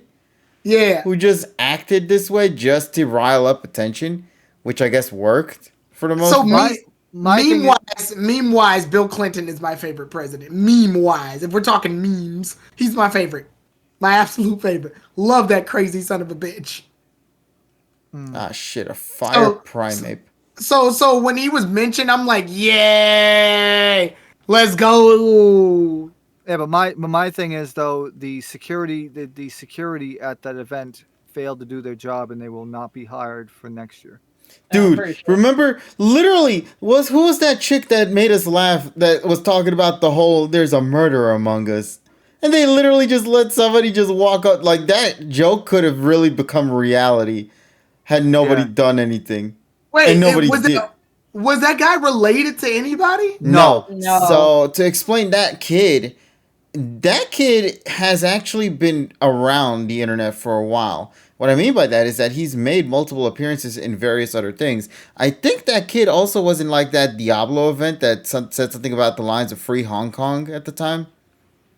Yeah. From a few years back. That was that kid from what I'm being told. And then a while before that, he showed up in like some kind of match, I think, or something like that, with a t-shirt that showed that same exact thing too. So this kid's presence has been around for a while. And when people went to try to interview him, he literally just acted the way he would act as a troll. He was playing a character the whole way through. And just kept on it. That's it. And I don't know how to react to it. I don't know what to think of it. It is just ridiculous that it even happened. The man has a mental problem. The sad thing is, how's this kid able to just go to all these places like that? Yeah, it's like, why? Yeah, I'm trying to figure out, like, the moment he stood with the others, didn't anybody else stop and go, whoa, what's with this kid? In fact, I think we in our commentary, we were asking, like, who's that one in the background? But nobody knew at the time. And then it just turns out it's just this kid who's just like, yo, let me just pull a prank.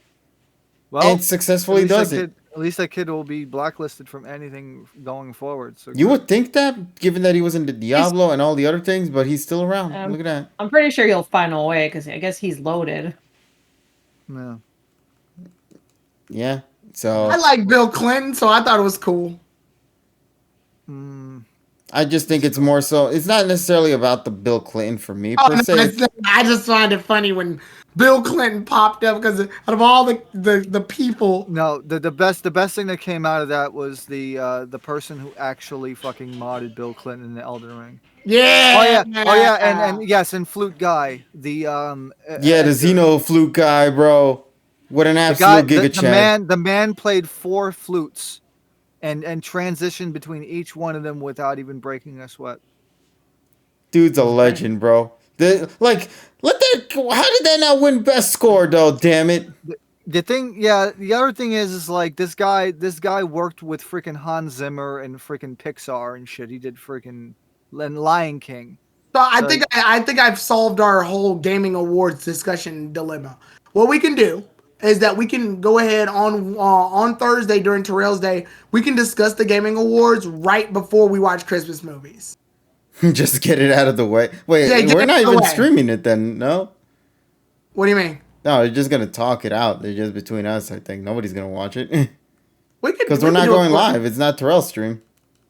Oh yeah, that's right. I mean, we could ask Terrell, can we do that on his channel? You know what we should do then, if that's the case? Just record it and then just upload it to his YouTube. Yeah, we can do that. Yeah, we can do that. Plus, he's more active on YouTube now anyway. Mm-hmm. So yeah, well, that's how we'll solve that. It'll be an exclusive YouTube. Yeah, so that's how we'll solve the video game awards dilemma. Content, yeah. Plus, Terrell talks about the video game awards on his channel any fucking way. So might as well just join him for the fun. Yeah, so it'll kill two. Yeah, it'll kill 2 birds with 1 stone. Kill 2 cobbies. Now, by the way, congratulations! This year, Kirby fans came out eating. Grammy Award winner in Meta Knight, and now freaking Game Award winner Kirby. Yeah. This was the year for Kirby, bro. Makes me very happy as a Kirby fan. Kirby and the Godding. Yeah, Kirby and the Godding.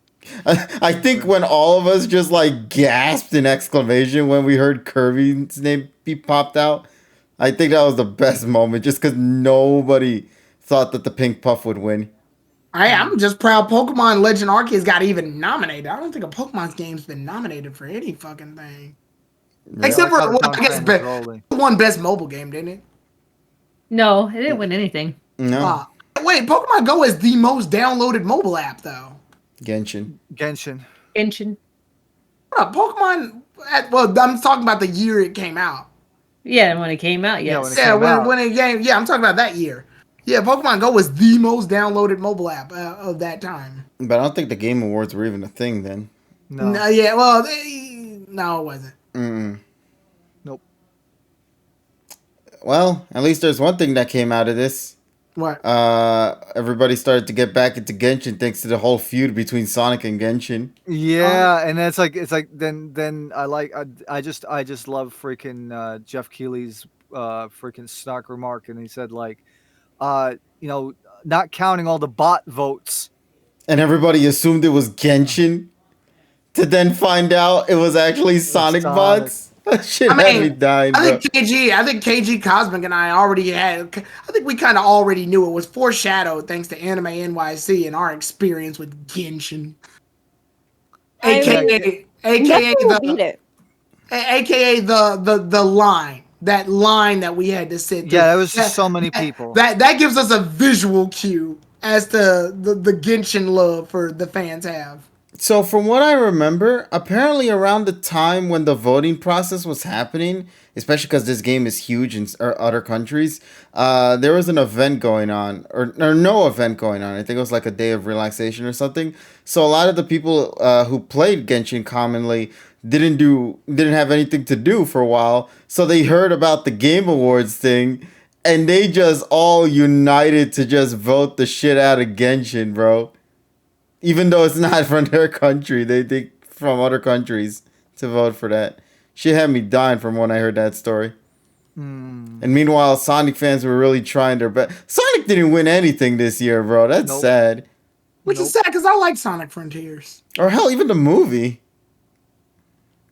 Yeah, Sonic 2, Sonic Frontiers, Sonic Prime. Yeah. Sorry, and Sonic Origins. Although I think Origins is the worst thing to come out of Sonic this year. Also speaking of Sonic, how about having them premiere that new series in a fucking Roblox? Yeah, in the Roblox game with Sonic. And somebody already did come out this year, didn't it? Woof. So Sonic Speed Simulator was the game of the year. Yeah, it came out this year. I forgot. Actually, I think it did win an award though. Not in the Game Awards, but it did win an award somewhere before. Nice.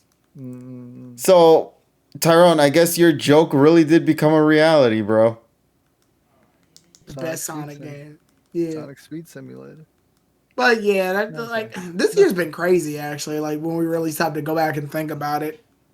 Oh, and it's just gonna get even better like next year, considering how many releases are in freaking January, February, and March. Oh yeah, that's gonna be nuts. Yeah, I mean, like I said, it's like the week before I go to Japan, there's already gonna be 4 fucking games out, and then the week I come out, and then one day, I think it was like on the 24th or something, there's gonna be fucking, or 21st or what? No, 24th. There's gonna be like fucking 3 games dropping the same time in the same day. Right. Jeez. Yeah, and it's like, damn. It's just so much because they want to beat the fiscal year, because the fiscal year ends on March the 31st. And that's how they're doing things. I mean to be fair, that's actually a good strategy, considering that mostly Q1 for like up until only a couple of years ago, there were basically stagnant games. There was like no releases between like January and March for the longest time. Because you noticed that like most of the games, they came out like in like fourth quarter of the previous year. And now you have games coming out in literally every quarter.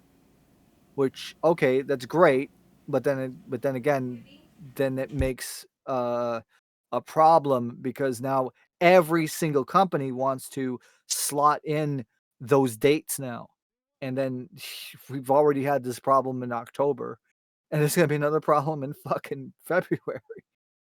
So it's gonna be just a huge fucking mess. It's like, how the fuck are we gonna play all these games? Too many games. That's the best part. You don't. We bought too many games. Now we gotta play them all, right? Yep. A little bored. Steam. Oh yeah, Steam sales probably coming in like 2 weeks. Get your wallets ready. My wallet is ready. No, it ain't. No, it ain't. He lied. Right. I mean, to be fair, I bought fucking Yeah, because My people know credit about is ready. No, it ain't. I bought fucking Skyrim special edition off of GOG for like $10 because it was on sale. And it's like, yeah, but it's I'm just gonna mod it to the point where it'll improve the UI and fix the bugs. I am not gonna have the fucking state of Ohio or fucking Thomas the Tank Engine come in as a fucking dragon and kill the whole fucking city. I'm not gonna do that. I want the state of Ohio to come in. It's amazing. Breathe fire into the Indiana Yeah, border. that's fucking hilarious. What? Fucking stupid.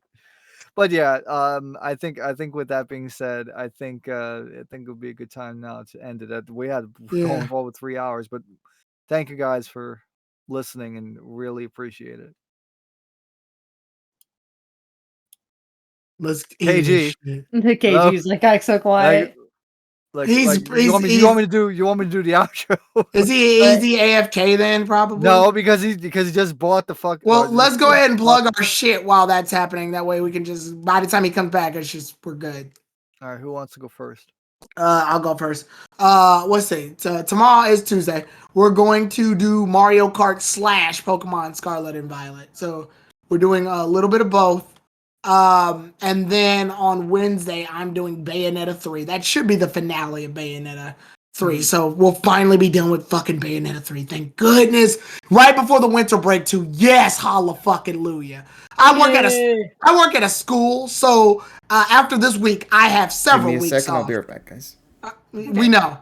Thank you. Anyway, after this week, I have several weeks off, so it's gonna be Streamapalooza like this whole fucking winter. Except for Christmas. And then after that, on Thursday, we'll be doing Terrail-based shit. So we'll discuss the Gaming Awards probably on a recorded video. And then after that, we're going to watch Christmas movies. And then on Friday, I don't know if I'll be available, but I believe that's where TSS would take over. And then on Saturday, I've got Sonic Frontiers, which I'm coming close to the end, but I don't think I'm quite there at the ending yet. And then Sunday, okay, so here's what I've decided for Octopath Traveler. Octopath Traveler is taking a break. I'm going to do a grinding break and just step away from Octopath Traveler, only because Octopath Traveler is it's not a classic RPG in the time that it came out or released, but it is a classic RPG in the sense that it's very grindy. Like, it's super grindy. We're talking Final Fantasies 1 and 2 grindy. So I've decided to step away from that, grind on occasions when I got time, probably talking with these guys on Discord or some shit, and I will come back to that next year, like later next year. But in its place, Genshin Impact will take over. Nice. So Genshin Impact will be in that space now. Genshin Impact will be on Sunday streams. Nice. Those will be the new Sunday streams, is Genshin Impact. And then from there, once I'm done with Bayonetta and Sonic, by that time, we'll have a whole new list of streams to do. Plus, now that we're finally into the juicy post-game stuff now, I'm working, as you all saw on my breeding stream, we're already breeding for IV Pokemon. We'll be doing EV training. So we're gonna be doing a lot of competitive Pokemon shit, in addition to my Terra raids that you can catch on my Discord server. So make sure you guys follow the TG3 Nation station on the Discord server, because we'll be doing Terra raid streams during certain days as well too. So lots of new stuff coming. Get ready for it. TSS, go ahead. All right, folks. So Wednesday evening at let's say 8 p.m. We're gonna go back to American Truck Simulator because new Elton stuff dropped from 1979, and I want to listen to it.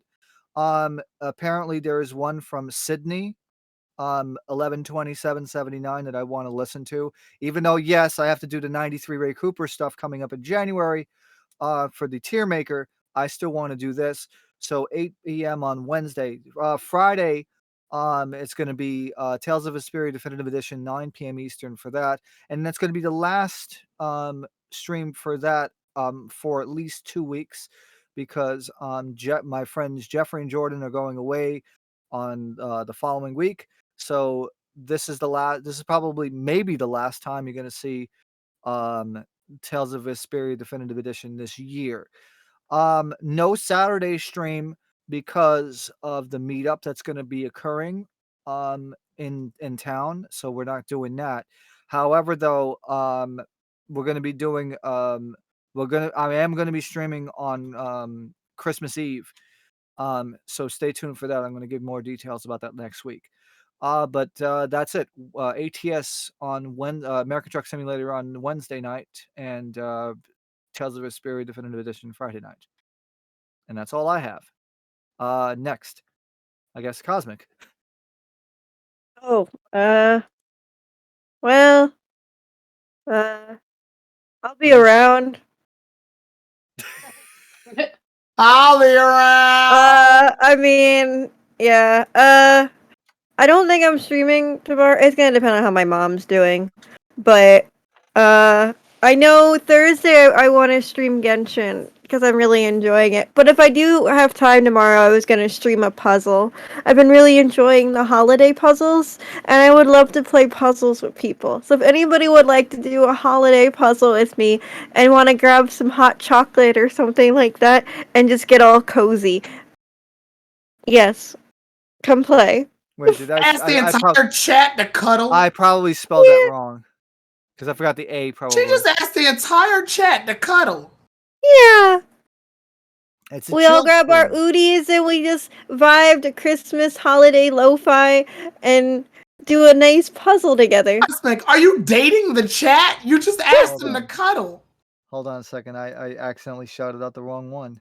Well, that's what holiday vibes are. Yeah. Okay. Cuddling? Well, it's just getting cozy, you know? I wasn't. It doesn't have to be a cuddle. I can do it too. Hey, chat, y'all want a spoon? Yo, chat, we're gonna spoon next week. Get ready for it. I'm Big Spoon. There we go. Now we got it right. There we go. All right. Yeah. And on Saturday I'm seeing TSS and KG, and I'm meeting Red Dragon, and that'll be fun.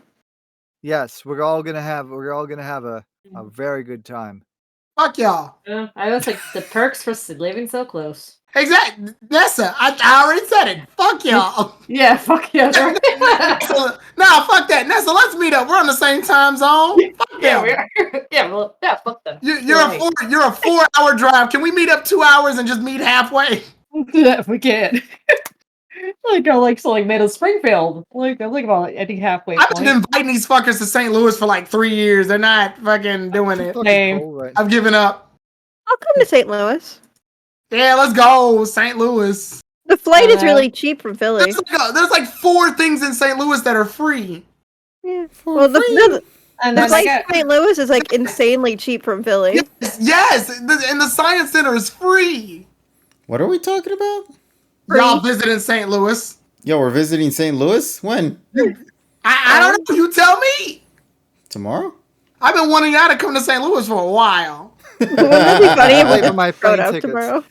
Look, I don't have money. I go to Japan in like fucking 2 months. I got no fucking money. St. Louis don't cost any money. Yeah, time to cancel. You're going to St. Louis? Yeah. To take an all expense paid trip to Japan or St. Louis. Japan is... The art museum is free. Can we go to the zoo, Tyrone? It's free, yes. Yay! What the fuck? It's free. We have to pay $50 for that shit here. You have to pay $50 to watch some funky ass animal. Really? Oh, it's called you go to the fucking Bronx Zoo and they have the fucking free day. Yeah, but everybody never knows paid about that, so it $50. gets crowded as fuck. Every day. And St. Louis the zoo is free. I know if it's Zoom by like Lincoln Park Zoo is free. By my like the band has a park. Yes, the band has a park. Yeah, it's free, and then right now I think if you want, and they're showing lights, it's $5. Like that's after 2 hours. $1 $5 to look at lights. Good job. $5. Okay. Yeah. $5. Yeah. $20. Yep. I don't, and then I think Brookfield Zoo. That's the other zoo that's right by me. I think it's free. It's just parking you pay. When did I originally make the $20 joke? How long ago was that? 2 years ago. $20 ago. Okay. I know. Well, we got whatever we're done. And okay. Well, I mean, somebody could Did probably. everybody get a chance to talk about what they're doing during the week? Yeah, Yeah, they Cosmic did. says she's cuddling with the chat.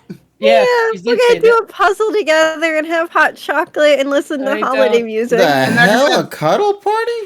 Yes. Yeah, you want to join? Grab your Udi. I was like, I don't Sure, have. Exclamation I point, don't but have when a screen, but I exactly are you joined in. doing that though? I don't know. I said I might do it. I don't know. Bruh. I'm gonna be playing a puzzle anyway. I'm doing a puzzle right now. No. We even. know you're gonna do a puzzle. It's more of a when you do When? it. Instead. Yeah. When. Bruh. Well, if you guys want to play, then I mean, whenever you guys are available. I don't really Bruh. care. Puzzle buddies Puzzle unite. buddies. Yay. Okay. Okay, but what was going on? Let's see. Since What if everybody else gave Robzo their says at least it's not schedules, $1,000 for a stand? That's true. What if we kissed at Cosmic Stream? I probably did it on my own. I probably did a 5-star rate on my own. Like, it's you know what? Maybe I finally understand now. Y'all were the problem. Okay. 6-star Lucky. raids are so much easier alone. And 5 stars and 4 stars. Oh, 4 No, 4 stars stars in make more development sense, for yeah, developers. The CPUs in the game are surprisingly, or maybe mine anyway, are very nice. Apparently, this one was nice to me, but we'll Do they see. cheer? Yes, they do cheer defense ups and heals. What? I gotta. Yeah, if you see gotta- the stream, you'll see them doing the cheers. Yeah. That's all I'm saying. I think they know. Because the 6-star raids should be problems, right? No, I took care of that doggo pretty quickly. Yeah. I know. I was wondering if you guys could help me on the outfits and grade. All right, but first let's Sure. maybe we should just get out of here. 'cause Yeah. now we're getting into loot. I mean, private territory. Lewd? Loot The territory. loot hours. The loot hours. What do you think? hours. What do you think we are? Fucking Project Melody's OnlyFans? Like, No, what? that's for the tripods whenever we do those again. Exactly. Oh, Lord. But, okay, just to let people know my schedule, at least, because I never said anything about that. Obviously, Monday's pod has come and gone, so we hope you guys enjoyed that. I hope everyone had a fun time listening to our rambles. Thank you, Internet, for not fucking up. Second thing, Tuesday. What's happening on Tuesday? Tuesday, Tyrone, you already mentioned it beforehand. We are going to be playing things with Mario Kart 8 Deluxe, and we're going to rank those courses.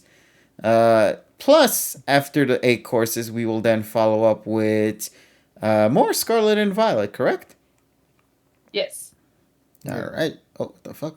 Birds. Then after that, Wednesday, Brain Cell Wednesdays with Emmy. So we're going to probably continue playing more Pokemon Scarlet and Violet. Hopefully she will, with this session, also progress further too. And maybe I'll interact more with the community about what we should be doing for that session too. So we hope you guys look forward to that as well. Thursday, there will not be a stream for many of us. As you guys already know, it's Terrell's choice that week. And Terrell has ultimately decided that it's going to be a relaxing day for everyone, as we're all going to sit down and watch some Christmas movie. I don't think it's been decided what movie it's going to be, if I'm correct.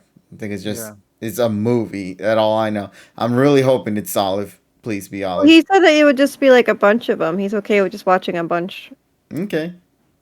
I know he said he doesn't want to really watch movies per se because he would rather binge through multiple Christmas special episodes than movies, because Christmas episodes are much more easier to go from one to the next, you know. But how long is Olive again? I don't remember. Like 40 minutes. Okay, so that's a Christmas special. That's gonna pass. So there you go. I still need to watch that Charlie Brown Christmas one though. So. Oh, we're gonna be watching that on. I thought that happened already. No, we're watching that one on Saturday. Oh, okay, never mind. Then we're not watching that this week. In the Discord, guys, join the Discord. Oh wait, we're not watching it then. Yes, we are. How? What time are we coming back? Yeah. It's not until like 9 o'clock. Like 9:30. Oh, okay. Yeah, I think we'll be fine then. Right. I'm fully expecting to be home. I don't know what's gonna happen that day. You know, we always say one thing and then it just leads into another string of chaos that gets us stuck there for the next 9 hours. You know what? That's fair. It is New York City, I mean. So we'll see what happens for that. So Thursday, no streams. Friday, reaction to the final episode? I really don't know what I'm supposed to think on that. Is it the final? Is it not? There hasn't been an official episode revealed yet. So They were saying to be announced on 2 other slots that's coming up, but they didn't. Yeah, I think they're Yeah, I think it's gonna be. I think what's gonna happen is it's gonna.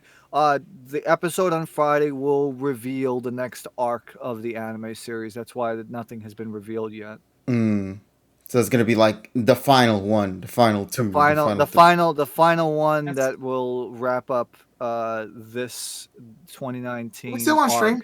Yes, because I'm sharing my schedule and shit. So. And then Saturday. Normally I do streams on Saturdays, as you guys know. Obviously, we will not be doing one this Saturday for the fact that I'm going to be visiting these buddies here for some stuff. So it's going to be a lot of fun. So I hope everybody enjoys the weekend. And it's the annual Make Tyrone Feel Bad meetup. How so? Because I'm not there. No, that's weekly meetups, though, at this point. That's worse. Tyrone, I'll call you so you can feel like you're there. Yeah, we'll just call you. I'm not Emmy. Not just kidding. Damn. I low key want to try to do like a freaking IRL, like just an IRL stream and all that. They need to go ahead and just invent teleportation already. No, because teleportation be expensive and it'll break. Yeah, you'll break. Like, what would happen if you phase in between a human's body? Yeah, and then like a cockroach will fly into the teleportation machine. No, we're gonna end up like President Scrooge from Spaceballs, where my ass will be in my front. I thought everything was free in St. Louis. Teleportation isn't. That's costly. Yeah, exactly. Split your own ass. In other words, Tyrone lied to you. Well, I can't believe he lied to me. Tyrone, how could you do that to her? What, you mean about the thing that doesn't exist yet? Yeah, and how expensive it's going to be. I don't know. How dare I future lie? Exactly. You pre-lie. Stop gazing into the future. I know. My heart is pre-hurt. At least you have to really cry about it. You guys get to see being each paid other, by Medicaid. We're not going to do anything. And I was like sitting here, you guys are complaining, and I'm like, you guys get to see each other. Like, I'm used to being sidelined, so yeah, it's okay. Guys, carry on. Now, so what the fuck is this coming from? I don't know either. What the fuck are you talking about? I know, Tyrone. I know your pain, so that's why I'm like, yeah. If they're crying about teleportation, I'm like, you get to see each other at least. No, we're crying about going to see him, not us seeing each other. That's why I'll come to Chicago. So she'll go to Chicago. Everyone says it, and then I'm like, I won't believe it until it happens. You just got, I mean, to be honest, that's really what it's gonna be. You know what? Just out of spite, then I'm going to definitely go. Okay. This turned into a weird argument. I could have sworn y'all were against doing shit out of spite, though. I shut the stream off. This got weird. Ah, shit! I got hit by gators. Okay. Ooh, why is that slowpoke differently colored? Shut it off. All right. Night. Did we really finish? Night. No. Yeah. Oh, Saturday no streams. Sundays no streams. Everybody already gave their information. Thanks everybody for tuning in. We hope to talk with all you lovelies later in whatever video we make. Take care, everybody, and as always, have yourselves a wonderful day. TSS. Say the magic words as always. Wash your fucking hands. Thank you, good sir. All right, now we leave. Bye. You got the golden ticket. You guys did not want to stop the stream, did you? No. I was like, No, also, I was away. KG's terrible at ending shows. No. I saw like last night when I left, KG did not leave, and he was like, oh, it's late for... You mean like what we're doing right now? Bye. I know. I was like, I still have the